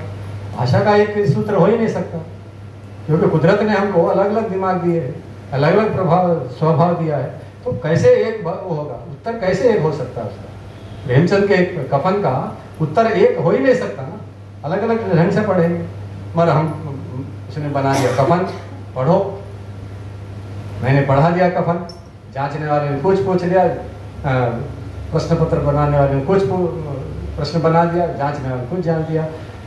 फेल होने वाला बच्चा पास हो गया, पास होने वाला बच्चा फेल हो गया, क्योंकि उसको किसी टीचर ने पढ़ाया, उसने अलग से पढ़ा, प्रश्न कुछ पूछा गया, जांचने वाले कुछ जांच दिया। वो माँ बाप से कहता मैंने तो अच्छा लिखा था, मैं फेल हो गया। एक ने कहा मैंने कुछ लिखा ही नहीं, मैं पास हो गया। ये कैसे हो सकता है? ये विडंबना है। पता नहीं आप लोग जांचते होंगे, नहीं जांचते पता नहीं। हम लोग जाते हैं, जांचते जब जांचते हैं तो यहाँ बैठे हुए हैं, हाँ कैसे हो कैसे हो कैसे हो, तो जांच रहे हैं, क्या कर रहे हैं? चाय पी रहे, जांच रहे हैं। अरे भाई देखो तो सही। अरे भाई मुझे भी नहीं मालूम इसमें क्या लिखा हुआ है, क्योंकि प्रश्न पत्र वाले ने बना दिया, उसने जांच दिया, उसने लिख प्रश्न बना दिया, सिलेबस बना, मुझे ही आता ही नहीं तो मैं क्या करूँ? मुझे दिया गया जांचने के लिए, इतनी काफ़ी जांचना ही जांचना है, क्योंकि आपको उसमें डाला गया है, एग्जाम लिस्ट में डाला गया। नहीं करोगे तो फिर आपको कुछ ना कुछ प्रशासन आपको वो करेगा, तो मुझे जांचना ही है, तो मैं क्या करूँ? तो कुछ अच्छे जो समझदार शिक्षक होते हैं क्या करें, किसी का क्यों बुरा करें, चलो सबको पास करें, कुछ ना कुछ तो लिखा है, उसको कम से पास तो कर दो। किसी ने अच्छा लिखा है तो उसको अच्छे मार्क्स दे दो, फेल तो मत करो। और जिसने कुछ नहीं किया तो बेचारा अध्यापक क्या करेगा? जिसने कुछ लिखा ही नहीं उसको मजबूरी में फेल करना पड़ेगा, जब उसको पास करेगा तो उसका जो ऊपर बैठा वो पकड़ लेगा। तो इस तरह हमारी व्यवस्था है। तो हम लोग कैसे किस व्यवस्था में हम लोग काम कर सकते हैं? ऊपर से आपको दूसरे काम भी दिए जाते हैं। आपको कोरोना में दिया गया होगा, इनको फाइन करो, चौरस्ते पे खड़े हो जाओ, जिसने मास्क नहीं पहना फाइन दिया, किया आप लोगों ने काम? अरे भाई टीचर है, अध्यापक है, आपको पुलिस का काम दे दिया गया, जनसंख्या का काम दे दिया गया, और कोई काम दे दिया गया। मैं पढ़ाऊंगा कब, पढ़ाऊंगा कब? तो क्या करते हैं हम लोग? निराश होते होते होते इस व्यवस्था में ढल जाते हैं, शिक्षा छोड़ देते हैं, शिक्षक का काम छोड़ देते हैं। उस व्यवस्था से समझौता नहीं करोगे तो आपका इंक्रीमेंट बंद, आपकी प्रमोशन बंद, या तनख्वाह भी बंद, या ट्रांसफर करते रहेंगे। तो क्या करेंगे आप लोग शिक्षक? हम लोग सब भुक्तभोगी हैं। तो इस व्यवस्था में क्या करेंगे आप लोग? हमारे शिक्षक होते थे, वो सारे काम नहीं करते, शिक्षक का ही काम करते थे। हम उनको जहाँ भी देखते चरण छूते थे। आज का विद्यार्थी छूता तो नमस्ते भी नहीं करता, वो कहता पढ़ाता ही नहीं तो मैं क्यों इसके पैर छू? ये पढ़ाता ही नहीं तो क्यों छू? मैं यूनिवर्सिटी की बात कर रहा हूँ, स्कूल में तो अभी पढ़ाई होती है, मैं यूनिवर्सिटी की बात कर रहा हूँ, पढ़ाते नहीं तो क्यों चरण छुएगा? तो ये सारी व्यवस्था खराब हो गई है। और जब भारत के देश की उच्च संस्थाएं इस तरह काम करेगी तो नीचे क्या हाल होगा? मैं कहता हूँ एक प्राइमरी के टीचर को सबसे ज़्यादा तनख्वाह होनी चाहिए, उसके बाद माध्यमिक शिक्षक को उससे थोड़ी कम होनी चाहिए, और जो हाई स्कूल है उसमें थोड़ी कम होनी चाहिए। उसी तरह जो प्रोफेसर है उससे सबसे कम होनी चाहिए। उसका कारण है ना, लोग तो ना पढ़ते हैं ना पढ़ाते हैं, ना पढ़ते हैं ना पढ़ाते हैं। ये मेरा प्रैक्टिकल है। ठीक है, हम भाषा के हैं, कुछ ना कुछ गाने वाने गा के आ जाते हैं, कुछ अगर दत्ता जैसे हैं तो वो शायर भी है, उनको शायरी आती है, मेरी तो शायरी नहीं आती, उन्हीं की शायरी को मैं कहीं ना कहीं दोहरा देता हूँ। फिजिक्स का या केमिस्ट्री का या साइंस का क्या करता है? वो तो पढ़ ही नहीं सकता। बिना पढ़े, बिना घर में ट्राई करे पढ़ ही नहीं सकता। अच्छा, एक दुर्भाग्य देखिए, या क्या करिए, इंग्लिश माध्यम कर दिया गया। मैं जिंदगी भर हिंदी माध्यम से पढ़ा, मराठी माध्यम से पढ़ा, मुझे अंग्रेजी में पढ़ाओ बोलते हैं। मैं यहाँ लेक्चरर बन गया, एसोसिएट बन गया, प्रोफेसर बन गया, मुझे इंग्लिश आती नहीं। देखिए व्यवस्था। और वो कहते तुम यूनिवर्सिटी में हो, तुमको पढ़ाना ही पड़ेगा। अरे भाई, मैं जिंदगी भर इसमें आया ना, मैं तो हिंदी के, मैंने जो लिखा था कि मैं हिंदी माध्यम से पढ़ा हूँ, मैं हिंदी के लिए आया, आप अंग्रेजी में पढ़ाने के कहते। हमारे यहाँ तेलुगु, उर्दू और हिंदी और इंग्लिश 4 भाषाओं में आप परीक्षा दे सकते हो। एक ऐसे विषय है, नहीं सब निकालो, अंग्रेजी में कर दिया। अब जिनको बेचारों को अंग्रेजी नहीं आती थी, उन प्रोफेसरों को क्या करेंगे बेचारे, वो भी एडजस्ट हो गए। ठीक है, हमको क्या करना है, आओ जाओ। एक आदमी व्यवस्था में एक वीसी बनकर उसने सारा खेल बिगाड़ दिया, और सारी यूनिवर्सिटी को खत्म कर दिया, सारा व्यवस्था खत्म कर दिया। बच्चों को अंग्रेजी नहीं आती, प्रोफेसर को अंग्रेजी नहीं आती, अंग्रेजी में एग्जाम लिखो, पास हो, पीएचडी, एमएससी, एमकॉम, तो कहाँ पहुँच गए हम लोग। कभी तो इंडिया में अभी रिसर्च आया है, 100 विश्वविद्यालय में भारत की कोई विश्वविद्यालय का नाम नहीं। अभी पिछले 2 महीने भारत की 100 विश्वविद्यालय में भारत का नाम ही नहीं, किसी यूनिवर्सिटी का नाम नहीं। ये महाराष्ट्र है। कभी आपने सुना होगा बहुत सारे विश्वविद्यालयों का नाम जिसको तहस नहस कर दिया गया। बाहर के लोग यहाँ पढ़ने आते थे, फ्री पढ़ाई होती थी खाने से लेकर। आज हम लोगों का जितना देश का बजट है उससे 100 गुना ज़्यादा हमारे बच्चे वहाँ पर ले जा रहे हैं, सारे विदेश में जा रहे हैं, वहाँ पढ़ रहे हैं। जो सारा यहाँ का पैसा है वहाँ जा रहा है। पैसा भी कहाँ है, किसके पास है? गरीब किसान खेत बेच रहा है, हमारे जैसे बैंक से लोन ले रहे हैं और वहाँ भेज रहे हैं। उसके बाद इतना लोन हो जाता है हम यहाँ दे नहीं सकते, ज़मीन गई, मेरा जो पेंशन है वो सारा चला गया, तो हम लोग सब कर्जे में आ गए। जो हमारा सारा शिक्षा में यहाँ होना चाहिए था सारा वहाँ चले गया। तो वो लोग क्या कहते हैं, भाई आपके शिक्षक को कुछ नहीं आता है, अज्ञानी है क्या जो यहाँ पर पढ़ने आते हैं? तो कौन बदनाम हुए? शिक्षक बदनाम हुए। शिक्षक कहाँ मजबूर है? इस व्यवस्था ने मजबूर कर दिया। मेरे पास जो ज्ञान है मैं देना चाहता हूँ, देने का अवसर ही नहीं देते मुझे, दूसरे कामों में लगा दिए। तो शिक्षक क्या करे बेचारा? शिक्षक क्या करे? अब ये सारे सवाल हमारे सामने हैं। तो अब आपके सामने मैं इसलिए मैंने कहना पड़ा कि इस व्यवस्था में अब तो हमको क्या करना है? इस नरक में भी हमको स्वर्ग ढूंढना है, स्वर्ग बनाना है, तो क्या करें? बहुत ही भयंकर परिस्थितियाँ हैं। मैं कहने लगूंगा तो पूरा दिन लग जाएगा। इतनी भयंकर स्थिति है कि आप अपना खुद का घर बचाना मुश्किल है, दूसरों का क्या बचाएंगे? इतनी भयंकर परिस्थिति है। जीडीपी हमारा गिर गया, विदेशी कर्ज इतना हो गया कि आपके ऊपर 5-5 लाख रुपए कर्ज है, विदेशी कर्ज इतना हो गया। तो उसको हम ये ऋण क्या कहें, ब्याज चुकाने में हमारा सारा बजट जा रहा है। फिर ब्याज चुकाने के लिए और कर्जा ले रहे। बैंकों को कल निर्देश दिया RBI ने कि भाई सोना खरीदो पब्लिक से, क्योंकि बिना सोने के आपको बाहर का कर्जा नहीं मिलेगा। तो RBI में जितना सोना है उतना ही कर्ज मिलेगा, उतने ही आप करेंसी नोट करेंगे। तो कैसे व्यवस्था में हम लोग शिक्षक क्या करें? तो शिक्षक के ऊपर इतनी बड़ी जिम्मेदारी है। तो आपको देश में बचाना है, समाज में बचाना है और खुद को ही बचाना है। आप खुद नहीं बचेंगे तो समाज को क्या बचाएंगे, देश को क्या बचाएंगे? तो ये सारी व्यवस्था है। तो मैं आप लोगों को निराश नहीं करना चाहता। हिम्मत मर्दा मदद खुदा, ये मेरा नहीं, पता नहीं किसी से सुना, मैंने आपको बोल दिया। अब उर्दू में है, फारसी में है, किस में है मुझे नहीं पता, किसी एक भाषा में। क्योंकि खुदा कौन है? मैं ही खुदा हूँ। आपके खुदा आप हैं, खुद से ही खुदा है ना, खुद से ही खुदा बनाना। हमने ही खुदा को बनाया है, मैंने खुद ने ही खुदा को बनाया। अपनी अपनी भाषा में हम भगवान कह लेते हैं, ईश्वर कह लेते हैं, परमात्मा कह लेते हैं। हमने ही सबको बनाया है ना।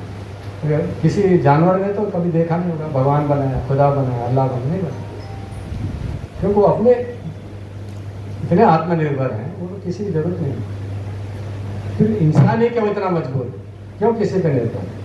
तो हमको ये सारी चीज़ें सोचना है। सोचने के लिए आप लोगों को मैं मजबूर कर रहा हूँ, क्योंकि जब तक आप सोचेंगे नहीं, सोचने से पहले क्या करना है, जब तक आप सुनेंगे नहीं तो सोचेंगे नहीं। मैं आपको कुछ सुनाने के लिए आया। जब आप मेरी बात नहीं सुनेंगे या किसी की नहीं सुनेंगे तो आप सोचेंगे नहीं, और जब आप सोचेंगे नहीं तो समझेंगे क्या? तो आपको बच्चों को भी यही कहना है, बच्चों हम शिक्षक हैं, हमारी आप बात नहीं सुनेंगे तो आप सोचेंगे नहीं और समझेंगे। तो बच्चे आजकल क्या है, ना सुनते हैं, ना सोचते हैं, ना समझते हैं। तो ये सारी चीज़ें, सारी इस देश का जो भार है आप शिक्षकों के ऊपर। हम तो अब हमारी तो कब्र खुद गई या जलाएंगे गाड़ेंगे हमको नहीं पता, क्योंकि मरने के बाद हमारे बच्चे आने वाले क्या करेंगे पता नहीं। गाड़ेंगे, जलाने के लिए लकड़ी मिलेगी नहीं मिलेगी, गाड़ने के लिए ज़मीन मिलेगी नहीं मिलेगी। आपको कब्रिस्तानों का हाल किसी को है अनुभव? कब्रिस्तानों की ज़मीन गाड़ने के लिए भी 5-5 लाख, 10-10 लाख, जलाने के लिए भी लाख रुपये। अरे भाई आदमी, गरीब आदमी, मतलब कहाँ जलाए, कहाँ गाड़े?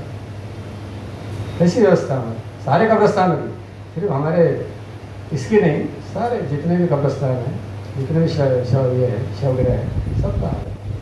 तो इसलिए मैं नरक कहता, आज मैं नरक नहीं, पर मैं नरक से डरता नहीं। मैं ये सोचता हूँ कि इस नरक को भी हम लोग झेल लेंगे और फिर से आने वाले पीढ़ी है उसके लिए स्वर्ग बनाएंगे। क्योंकि एक हमारे पूर्वजों ने कहा है, ये देश, ये जो एक सिद्धांत है अनित्य है, यानी बदलने वाला। अनित्य यानी कोई नित्य नहीं, कोई शाश्वत नहीं, हर चीज़ बदलती है। तो बदलने में भी अच्छाई से बुराई आ गई, बुराई अंत में है, 30 तक बुराई इतने अंत में जाने वाली है, उसके बाद अच्छाई शुरू हो गई है पर दिख नहीं। तो अच्छाई भी शुरू हो गई, आप जैसे हम जैसे लोग उसको, अच्छाई को आगे बढ़ाएंगे और जो बुराई है उसका अंत होने वाला है। आप नहीं चाहेंगे, मैं नहीं चाहूँगा, तो कोई ना कोई तो करेगा। तो ये व्यवस्था बदलने वाली है, सिस्टम बदलने वाला है। तो हमको क्या है, निराश नहीं होना, हताश नहीं होना, उस व्यवस्था को आगे बढ़ाना और करते करते क्या है हम लोग अच्छी तरफ जाए। तो जो नित्य का अनित्य का सिद्धांत है वो हमको याद रखेगा, वो बदलने वाला है, हर चीज़ बदलने वाली है। मैं भी अभी 1 घंटा पहले आया था, वो जय किशन नहीं है। 1 मिनट पहले जो जय किशन था वो जय किशन नहीं है। यानी हर क्षण हम लोग मरते रहते हैं। और दूसरे पैदा होते रहे, क्योंकि हमारा जो ये शरीर है कोई ठोस नहीं है, इसमें करोड़ों करोड़ों अणु हैं, परमाणु, उन परमाणुओं से हम लोग बने हुए। आपने हिमालय का नाम सुना होगा, पहाड़ों का नाम सुना होगा, वो कभी एक जमाने में बहुत बड़े बड़े मल्टी स्टोरी बिल्डिंग थे, मल्टी स्टोरी बिल्डिंग थी। आज शहर में मल्टी स्टोरी बिल्डिंग है, एक भूकंप आया तो क्या होगा, और वो भी पहाड़ बनेगा, फिर उसमें से खोदेंगे, सीमेंट निकलेगी, सोना निकलेगा, चांदी निकलेगा, लोहा निकलेगा, जहाँ से हम निकाल के ला रहे हैं, जिन पहाड़ों से निकाल के ला रहे हैं, फिर हमने एक और पहाड़ खड़े कर दिए, तो ये बदलते रहता। हिमालय हैदराबाद बनेगा, बम्बई बनेगा, कलकत्ता बनेगा, और हिमालय क्या होगा, जो समुद्र है वो मिट्टी से भर रहे हैं, मिट्टी से हजारों साल में मिट्टी भर रही है, वो क्या होगा, मिट्टी बन जाएगी, और जो पानी है वो फिर इधर आ जाएगा, जहाँ हमने खोदा है वो मिट्टी, पानी वहाँ जाएगा, पानी कहीं जाएगा नहीं, मिट्टी कहीं जाएगी नहीं, सब कुछ ऐसे ही रहने वाला, फिर बदलने वाला, स्थान परिवर्तन होने वाला, जिस तरह आपके ट्रांसफर होते होंगे उस तरह बदलने वाला। ज़्यादा हो गया तो मैं आप लोगों को क्षमा चाहता हूँ, कुछ ऐसी बात जैसे मेरे मुंह से निकल गई हो तो मैं हृदय से आप लोगों से हाथ जोड़ के क्षमा चाहता हूँ और धन्यवाद देता हूँ। जिन्होंने सुना उनका भी धन्यवाद, जिन्होंने नहीं सुना उनका भी। आप लोगों से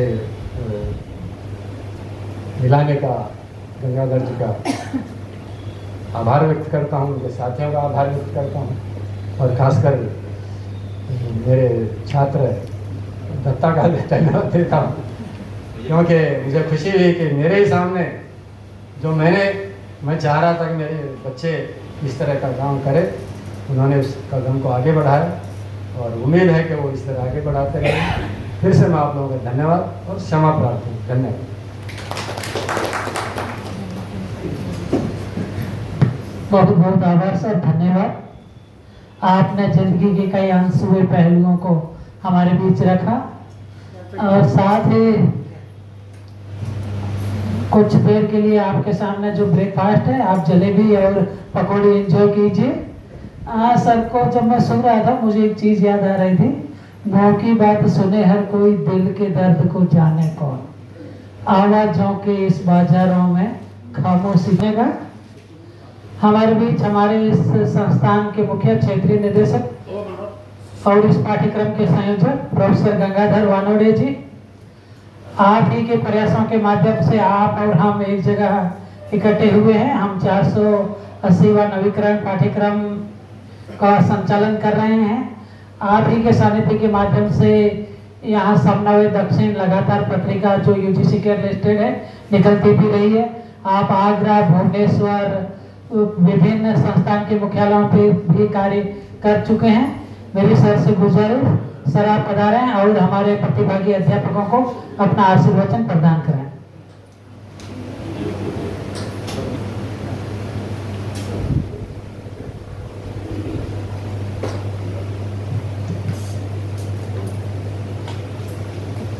उपस्थित सभी अध्यापकों को और मंचस्थ अतिथियों को नमस्कार। आज महाराष्ट्र राज्य के कोल्हापुर जिले के माध्यमिक विद्यालय के हिंदी अध्यापकों के प्रशिक्षण के लिए आयोजित नवीकरण पाठ्यक्रम का उद्घाटन समारोह है, और इस उद्घाटन समारोह की अध्यक्षता केंद्रीय हिंदी संस्थान आगरा के निदेशक महोदय प्रोफेसर सुनील बाबूलाल कुलकर्णी जी वो आभासी माध्यम से कर रहे हैं। कुछ अपरिहार्य कारणों से या उनकी व्यस्तता के कारण वो अभी तक जुड़ नहीं पाए हैं। उन्होंने मुझे कहा था कि आप मुझे कॉल कर 10 मिनट में जुड़ पाऊंगा। इस समारोह के मुख्य अतिथि प्रोफेसर जयकिशन जी, सम्मानीय अतिथि प्रोफेसर दत्ता साकोले जी, संस्थान के एसोसिएट प्रोफेसर डॉक्टर पताराम नायक जी, अतिथि अध्यापक डॉक्टर दीपेश वैद जी, और सभागार में उपस्थित कोल्हापुर जिले के सभी हिंदी अध्यापक। मैं जिला शिक्षण अधिकारी कोल्हापुर का आभार व्यक्त करना चाहूँगा, क्योंकि आप सभी अध्यापकों को इस प्रशिक्षण में उपस्थित होने के लिए उन्होंने अपने प्राचार्यों को पत्र दिया और उसके बाद आपको उन लोगों ने रिलीव करने के बाद आप यहाँ उपस्थित हैं। जब ये 480वां नवीकरण पाठ्यक्रम का समूह बना तब आप लोगों को, कुछ लोगों को इसके बारे में जानकारी प्राप्त हुई कि यहाँ पर ऐसा प्रशिक्षण प्राप्त हो रहा है। परंतु ये उनके कार्यालय का काम था, जो भी अधीक्षक होंगे वहाँ पर, कि जब भी पहले लिस्ट बनी है तो उसकी सूचना वो उन अध्यापकों को और उस स्कूल के हेडमास्टर को पहले देनी चाहिए। हमें तो सूची भेजी है, SCRD के उपसंचालक को भी भेजी है, परंतु जिन लोगों को यहाँ आना है उन्हें अगर आप सूचना नहीं देंगे तो कैसे आ पाएंगे, है ना। तो उसके बाद में बहुत सारे अध्यापकों के मन में संभ्रम था कि हम कैसे जाएं, इतने कम समय में कैसे पहुंचे। फिर भी उसके बाद कामले जी ने मुझे संपर्क किया था, जो ग्रुप में जुड़े थे, वो सक्रिय थे ग्रुप में, तब मैंने उनको भी फोन किया। तो फिर एक सज्जन थे, क्या नाम था उनका, अध्यापक गावड़े जी, उन्होंने मुझे संपर्क किया एक सप्ताह पहले करीब, बसव सर ने, हाँ। तो उन्होंने संपर्क करने के बाद कहा कि ये जो सूची है इसमें से बहुत सारे अध्यापकों को कोई सूचना प्राप्त नहीं हुई है। तो हमने कहा कि जो समूह बना है उसके माध्यम से सूचना उनको प्राप्त हो रही है, परंतु शिक्षणाधिकारी कार्यालय की ओर से आपको कोई सूचना प्राप्त नहीं है। तो उन्होंने कहा कि इसमें से बहुत सारे लोग नहीं आना चाह रहे हैं, तो क्या इसमें और कुछ अध्यापकों के नाम जोड़े जा सकते हैं। हमने उनको कहा कि जरूर जोड़े जा सकते हैं, आप शिक्षणाधिकारी से बात कीजिए, नाम दीजिए, जो लोग नहीं जा रहे उनके नाम दीजिए, उनके स्थान पर दूसरे लोगों के नाम भेज देंगे। वो 50-60 लोग आप भेज सकते हैं, 30 महिला 30 पुरुष यहाँ रहने की व्यवस्था है, उस तरह से यहाँ पर प्रशिक्षण हो सकता है। फिर वो वहाँ जाने के बाद कुछ लोगों ने और संपर्क करने के बाद जो भी स्थिति बढ़ी, दूसरी सूची हमारे पास प्राप्त हुई। और अभी मैं 2-3 दिन से देख रहा हूँ समूह में कि कई सारे अध्यापक ये कह रहे हैं कि अब इतने कम समय में हम कैसे जा पाएंगे, कैसे आ पाएंगे, हमें समय पर सूचना मिल रही है। तो यदि किसी को आना है तो वो 1-2 दिन में जरूर आ सकता है। ऐसी सूचना मैंने समूह में दी है कि हिंदी के प्रशिक्षण से कोई अध्यापक वंचित ना रहे। ऐसे प्रशिक्षण बहुत कम होते हैं। आपने अपनी इस इतनी सेवा में देखा है कभी हिंदी का प्रशिक्षण, हिंदी के अध्यापकों के लिए प्रशिक्षण आयोजित किया है महाराष्ट्र सरकार ने? इसके विपरीत अंग्रेजी विषय, गणित, विज्ञान, इन विषयों के अध्यापकों के लिए प्रशिक्षण आयोजित किए हुए होंगे, परंतु हिंदी के लिए किसी ने नहीं किया। तो इसलिए हिंदी के अध्यापकों का यह धर्म बनता है, जब भी अवसर मिले पहले वहां पहुंचे, बहाना ना बनाए। काम तो आते रहेंगे, जाते रहेंगे, लेकिन मौका बार बार नहीं मिलता, इस तरह का अवसर बार बार नहीं मिलता। हम हिंदीतर प्रदेश में रहते हैं, हमारी मातृभाषा हिंदी नहीं है, फिर भी हम हिंदी पढ़ाते हैं। हमारी ओर से गलतियां होना स्वाभाविक है, होगी कि नहीं? जब हम मराठी प्रदेश में रह रहे हैं, हिंदी में बात कर रहे हैं, तो जहां हिंदी का शब्द सटीक हमें पता नहीं है, ऐसे समय में हम मराठी का शब्द वहां पर जोड़कर बात करते हैं, जैसे कि अभी दत्ता साहब ने आपको बताया है ना। तो इस तरह की स्थिति हमारी होती है, ठीक है। तो ये स्थिति ना बने, इसलिए हमें हमेशा पढ़ना है, हमेशा पढ़ते रहना चाहिए, हमेशा अध्यापक को विद्यार्थी बनकर आगे बढ़ना चाहिए और अपने आप को अद्यतन करते रहना चाहिए। इसमें जैसे अभी सर ने कहा कि भाषा अधिगम सीखने के 4 मुख्य कौशल है, वो है सुनना, बोलना, पढ़ना और लिखना। ये इस पर अधिक ध्यान देना जरूरी है। हमें यदि अच्छा बोलना है तो हमें अच्छा सुनना पड़ेगा, और अच्छा सुनने के लिए हमें दूरदर्शन का जो चैनल है, समाचार चैनल जो है DD न्यूज, उस पर आते जो समाचार हैं उसको ध्यानपूर्वक कम से कम रोज आधा घंटा सुने। उसमें बोली जाने वाली जो हिंदी है वो मानक हिंदी है। सरकारी चैनलों में या सरकारी कार्यालयों में जो हिंदी बोली जाती है उसको मानक हिंदी कहा जाता है। प्रयोजन मूलक हिंदी का प्रयोग होता है। तो इसको सुनना बहुत जरूरी है। हम सुनेंगे तभी हमारे पास कई सारे शब्द हमारे कानों में आएंगे, हम सुनेंगे और उन शब्दों का प्रयोग हम बोलते समय करेंगे। तो ये प्रक्रिया है भाषा अधिगम की। भाषा सीखने के लिए किसी स्कूल में हमें जाने की जरूरत नहीं होती। हम जब छोटे होते हैं तो हमारे घर के लोग हमारे साथ बातचीत करते हैं, जब हमें कुछ समझता भी नहीं है तब तो हम केवल सुनते का काम करते, सुनते रहते हैं और बच्चों के पास सुने बगैर कोई चारा नहीं है। और जब वो छोटा बच्चा बोलने की अवस्था में आता है तब उन्हीं शब्दों का प्रयोग करता है जो उसके घर में बोले जाते हैं, बोले गए हैं या उसने जो कुछ सुना है, उन्हीं शब्दों का प्रयोग वो बोलते समय करता है। उसकी जवाब पलटती नहीं है, इसलिए वो तोतला बोलता है। तो उसके माँ बाप भी या उसके घर के सदस्य भी उसी तरह से उसके साथ तोतले बोलते हैं कि नहीं, है ना। तो इस तरह से ये भाषा सीखी जाती है सुनने के साथ। पहले सुनना है, बाद में बोलना है। अनपढ़ आदमी भी भाषा बोलता है, अपना व्यवहार करता है, सभी प्रकार का व्यवहार करता है। क्या उसको स्कूल में जाने की जरूरत है? नहीं। तो ये भाषा के मुख्य कौशल है सुनना और बोलना। पढ़ना और लिखने के लिए तो हमें स्कूल में जाना पड़ेगा, घर में अभ्यास करना पड़ेगा, है ना। कोई घर में अध्यापक आएगा, कोई घर का बड़ा व्यक्ति बताएगा कि ऐसे लिखना है, ये इसको ये कहते हैं, इसका इस तरह से उच्चारण करना है, पढ़ना है, तब हम उसको पढ़ सकते हैं। उसके ये द्वितीय भाषा कौशल के रूप में। लेकिन प्रमुख मुख्य भाषा कौशल जो है सुनना बोलना, उसके बाद में पढ़ना लिखना। इसके माध्यम से हम लोग भाषा को अच्छी तरह से अवगत कर सकते हैं, हम अपनी बात दूसरे तक पहुंचा सकते हैं, अभिव्यक्त हो सकते हैं, अपने विचारों को दूसरे तक पहुंचा सकते हैं। कोई भी भाषा कम ही नहीं है, सभी भाषाएं उच्च स्तर की होती है, चाहे वो हिंदी हो, मराठी हो, अंग्रेजी हो, तेलुगु हो, तमिल हो। सभी भाषाएं, सबका अस्तित्व एक जैसा है, सभी महत्वपूर्ण भाषाएं हैं। बिना भाषा के हम व्यवहार नहीं कर सकते, बिना भाषा के कोई भी विषय हम नहीं पढ़ सकते। पढ़ सकते हैं, गणित पढ़ने के लिए भी भाषा की जरूरत है, चाहे कोई भी भाषा हो। विज्ञान पढ़ने के लिए भी भाषा की जरूरत है, उसको समझाकर बताने के लिए भी भाषा की जरूरत है ना।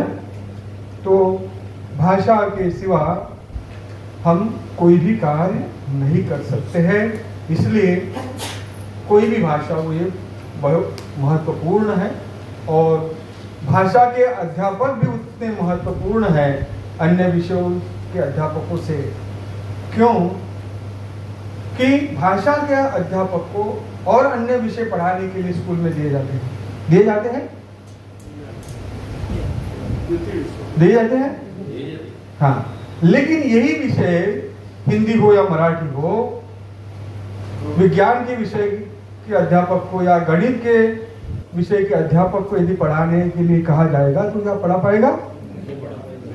नहीं पढ़ा पाएगा। इसलिए भाषा के अध्यापक पर इतनी सारी जिम्मेदारी है, जवाबदारी है, और उस भाषा के अध्यापक को अपने आप को सभी दृष्टि से अद्यतन होना ये भी उतना ही जरूरी है। उसको सभी विषयों का ज्ञान भी रखना उतना ही जरूरी है, क्योंकि वो अपने विषय के माध्यम से, भाषा के माध्यम से अपने विद्यार्थियों को नैतिक मूल्यों का संस्कार देते हैं, बाकी विषयों की जानकारी देते हैं। तो इसलिए भाषा के अध्यापक सर्वश्रेष्ठ माने जाते हैं। परंतु कहीं कहीं जगह ऐसा हम सुनते हैं कि जैसे हैदराबाद में है या आंध्र प्रदेश या तेलंगाना में है, यहाँ केवल हिंदी विषय को पास होने के लिए 20 अंक को अब पर्याप्त है, 50 में से 20। तो ऐसे दूसरे भाषा के अध्यापक उन अध्यापकों को कहते हैं कि आपका विषय क्या है, केवल 20 अंक पास होने के लिए काफी है। हमारे यहाँ तो 100 अंक का पेपर होता है और कम से कम 35 अंक होना चाहिए। तो वहाँ पर वो कहते कि हमें पढ़ाने के लिए भी, विषय पढ़ाने के लिए भी बहुत कम कक्षाएं दी जाती हैं। हाँ, तासिकाएं कम दी जाती हैं। तो इसमें हम कैसे पढ़ा पाएंगे, क्योंकि यहाँ पर 6ठी कक्षा से हिंदी पढ़ाई जाती है। तेलंगाना में, आंध्र प्रदेश में, महाराष्ट्र में कहाँ से, कब से पढ़ते हैं? 5वीं कक्षा से। और जो हिंदी मीडियम की स्कूल है वहां पर 1ली कक्षा से, है ना। जो कुछ ग्रांटेड स्कूल है हिंदी मीडियम की, वहां पर तो 1ली कक्षा से हिंदी पढ़ाई जाती है। चूंकि वहां पर मराठी मीडियम की स्कूल है तो वहां पर मराठी 1ली कक्षा से पढ़ाई जाती है, अंग्रेजी भी उसके साथ साथ पढ़ाई जाती है। केवल हिंदी 5वीं कक्षा से पढ़ाई। मराठी देवनागरी लिपि में लिखी जाती है, हिंदी भी देवनागरी लिपि में लिखी जाती है, इसलिए पढ़ी जा सकती है। अगर बच्चा जो मराठी पढ़ने वाला बच्चा है उसको हिंदी का टेक्स्ट यदि आप पढ़ने के लिए देंगे तो वो अच्छी तरह से पढ़ सकता है। बस इतना अंतर हो सकता है कि उसको उसकी शैली पता नहीं होगी उच्चारण की, तो वो अपनी शैली में उसका उच्चारण करेगा, लेकिन वो पढ़ेगा जरूर। तो ये भिन्नता है। मूल भाषा जो है मौखिक भाषा होती है और लिखित भाषा जो है उसका दूसरा रूप होता है। भाषा की ध्वनियों को संग्रहित करके रखने के लिए लिपि का आविष्कार हुआ है, और कोई भी भाषा किसी भी लिपि में लिखकर हम उसको संग्रहित करके रख सकते हैं। लेकिन बाद में क्या हुआ कि अलग अलग भाषाओं को संग्रहित करके रखने के लिए अलग अलग लिपियों का आविष्कार हुआ है, और भाषाएं आप अपनी अलग अलग लिपियों में लिखकर संग्रहित करके रखी गई। तो इस तरह से मौखिक भाषा में बोली का मतलब ध्वनि का काम होता है, तो लिखित भाषा में वर्ण से हम उस भाषा को पढ़ते हैं, समझते हैं। तो इस तरह से कार्य ये अध्यापन के दौरान होते रहता है। इसलिए अध्यापक को हमेशा अपने आप को अद्यतन करते रहना चाहिए। बाकी बातें हम कक्षा के दौरान करेंगे। केंद्रीय हिंदी संस्थान के संबंध में कितने लोगों को पहले से जानकारी है? जानते हैं? 3 लोग। कैसे जानते हैं? 2020 में कुछ लोग 2016 में आए थे, कुछ लोग 2020 में आए थे। तब से केंद्रीय हिंदी संस्थान का नाम आप जानते हैं। लेकिन केंद्रीय हिंदी संस्थान का कार्य जो है वह केवल और केवल हिंदीतर प्रदेशों में है, नॉन हिंदी स्टेट्स में। और केंद्रीय हिंदी संस्थान की भी स्थापना किसने की है? तो अहिंदी भाषी क्षेत्र आंध्र प्रदेश के स्वतंत्रता सेनानी, संविधान सभा के सदस्य, पद्म भूषण डॉक्टर मोटूरी सत्यनारायण जी द्वारा की गई है। उन्होंने उस समय सोचा 1956 में एक अखिल भारतीय महाविद्यालय के रूप में उन्होंने छोटे से मकान में आगरा में इसको स्थापित किया। उस समय उनकी ये सोच थी कि दक्षिण भारत के जो हिंदी प्रेमी है, हिंदी अध्यापक है, वे यदि हिंदी प्रदेश में जाकर हिंदी सीखेंगे तो जल्दी सीख पाएंगे, व्यावहारिक हिंदी जल्दी सीख पाएंगे, क्योंकि उनको हर कार्य के लिए बाजार में जाना होगा और उस क्षेत्र में वहां पर हिंदी जानते हैं लोग, व्यापार करने वाले। तो वहां जाने के बाद वो अपने तमिल या तेलुगु में तो नहीं बोल पाएंगे और अपना व्यवहार कर पाएंगे। तो टूटी फूटी हिंदी क्यों न हो, वो वहां जाकर उनके साथ बात करेंगे, वहां के लोगों की हिंदी सुनेंगे, तो सुनकर वो अच्छी तरह से हिंदी जल्दी सीख पाएंगे, बोलना सीख पाएंगे। और इस तरह से हमारे दक्षिण भारत के जो हिंदी प्रेमी है वो हिंदी बहुत जल्दी सीखेंगे और उनके विचार में, उच्चारण में बहुत जल्दी सुधार होगा और वो देश की मुख्य धारा में जुड़ जाए। इसके बाद में 1960 में केंद्रीय हिंदी संस्थान को भारत सरकार के शिक्षा मंत्रालय द्वारा अपने अंतर्गत ले लिया गया। आज पूरा 100% जो फंड है केंद्र सरकार इसको देती है और केंद्र सरकार के दिशा निर्देश के अनुसार और धारा 351 के अनुसार ये हिंदी के प्रचार प्रसार में विश्व भर में, देश में भी कार्य कर रहा है। केंद्रीय हिंदी संस्थान आगरा इसका मुख्यालय है और भारत भर में 8 केंद्र हैं। मुख्यालय में हिंदीतर भाषी प्रदेश के लोग वहाँ पर डीएड, बीएड, एमएड समकक्ष पाठ्यक्रम चलते हैं, उसको करने के लिए वहाँ प्रवेश लेते हैं। और करीब 40 से 50 देशों के विद्यार्थी, विदेशी विद्यार्थी वहाँ हिंदी पढ़ने आते हैं। उनके लिए 4 प्रकार के पाठ्यक्रम एक वर्ष आयोजित किए जाते हैं। वो है हिंदी भाषा प्रमाण पत्र, हिंदी भाषा दक्षता उच्च डिप्लोमा और स्नातकोत्तर डिप्लोमा। उनके स्तर के आधार पर, क्योंकि वे अपने देश में भी हिंदी पढ़ते हैं, कुछ लोग बिना पढ़े आते हैं, तो उनके लिए अलग प्रकार की कक्षाएं चलाई जाती है। और भारत के दूतावास प्रत्येक देश में है और भारतीय सांस्कृतिक संबंध परिषद हर एक देश में है। इस सांस्कृतिक संबंध परिषद के माध्यम से वहाँ पर भारतीय परंपरा, वहाँ पर नृत्य, गायन, हिंदी का शिक्षण, ये इस तरह से वहाँ पर चलाए जाते हैं पाठ्यक्रम। तो वहाँ के विद्यार्थी भारत को जानने के लिए वहाँ हिंदी सीखते हैं, भारत का नृत्य या गायन जानने के लिए वहाँ पर भी सीखने जाते हैं। तो बहुत से जो विद्यार्थी यहाँ पर पढ़ने के लिए आते हैं, उनका उद्देश्य भी अलग अलग होता है। कोई विद्यार्थी भारत को जानने के लिए आता है, यहाँ की परंपरा को जानने के लिए आता है। कोई विद्यार्थी द्विभाषा के रूप में कार्य करने के लिए हिंदी सीखना चाहता है। कोई वो अपने देश में हिंदी का अध्यापक बनने के लिए हिंदी सीखना चाहता है। कोई विद्यार्थी बड़े कंपनी में कार्य करने के लिए भी हिंदी सीखना चाहता है। तो इनका सबका अलग अलग उद्देश्य होता है। वो अपनी भाषा का जो साहित्य है हिंदी भाषा में अनुवाद करने के लिए, या हिंदी का साहित्य जो अपने भाषा में अनुवाद करने के लिए भी हिंदी पढ़ता है। तो सबका उद्देश्य अलग अलग होता है और हिंदी पढ़ने से लोगों को रोजगार मिल रहा है। तो इस तरह से हिंदी सीखने के लिए लोग यहाँ पर आते हैं और अपने जो भी उनकी मनोकामना है वो अपनी इस माध्यम से वो पूरी करते हैं। इसी के साथ मैं अपना वक्तव्य समाप्त करूँगा और बाकी आगे खताराम जी को मैं मंच सौंपूंगा। बहुत बहुत धन्यवाद। बहुत बहुत आभार, धन्यवाद सर।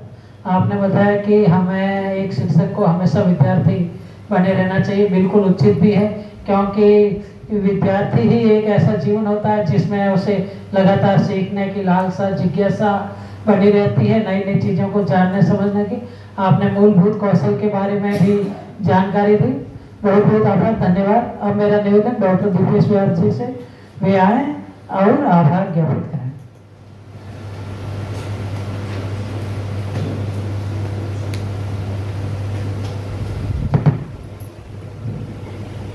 कोल्हापुर से पधारे सभी शिक्षक बंधुओं का स्वागत है।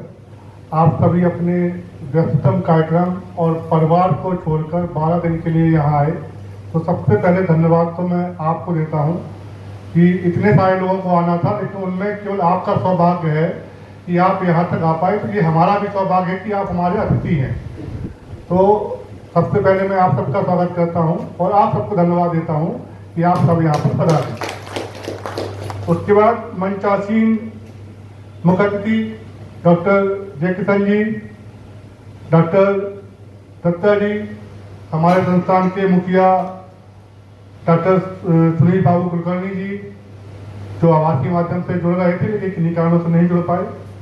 इस कार्यक्रम के रचयिता, इस संस्थान के मुखिया, हम सबके संरक्षक और इन सब कार्यक्रमों को करते रहने वाले 480वां नवीनीकरण पाठ्यक्रम आयोजित करने वाले हमारे गंगाधर फाउंडेशन जी, जिनके संरक्षण में ये कार्यक्रम लगातार चल रहे हैं और चलते रहेंगे ऐसी आशा है। मैं उनका भी बहुत बहुत धन्यवाद ज्ञापित करता हूँ।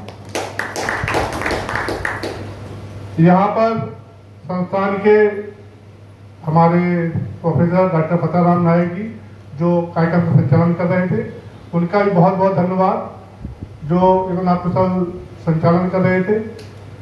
जैक्सन जी एवं दत्ता जी सर अपना कीमती समय निकाल कर आए और हमें इतने अच्छे वक्तव्य दिए, इतना ज्ञान दिया, उनका भी बहुत बहुत धन्यवाद जो अपने व्यस्त समय से यहाँ पर आए और हम सबको मार्गदर्शन दिए। धन्यवाद।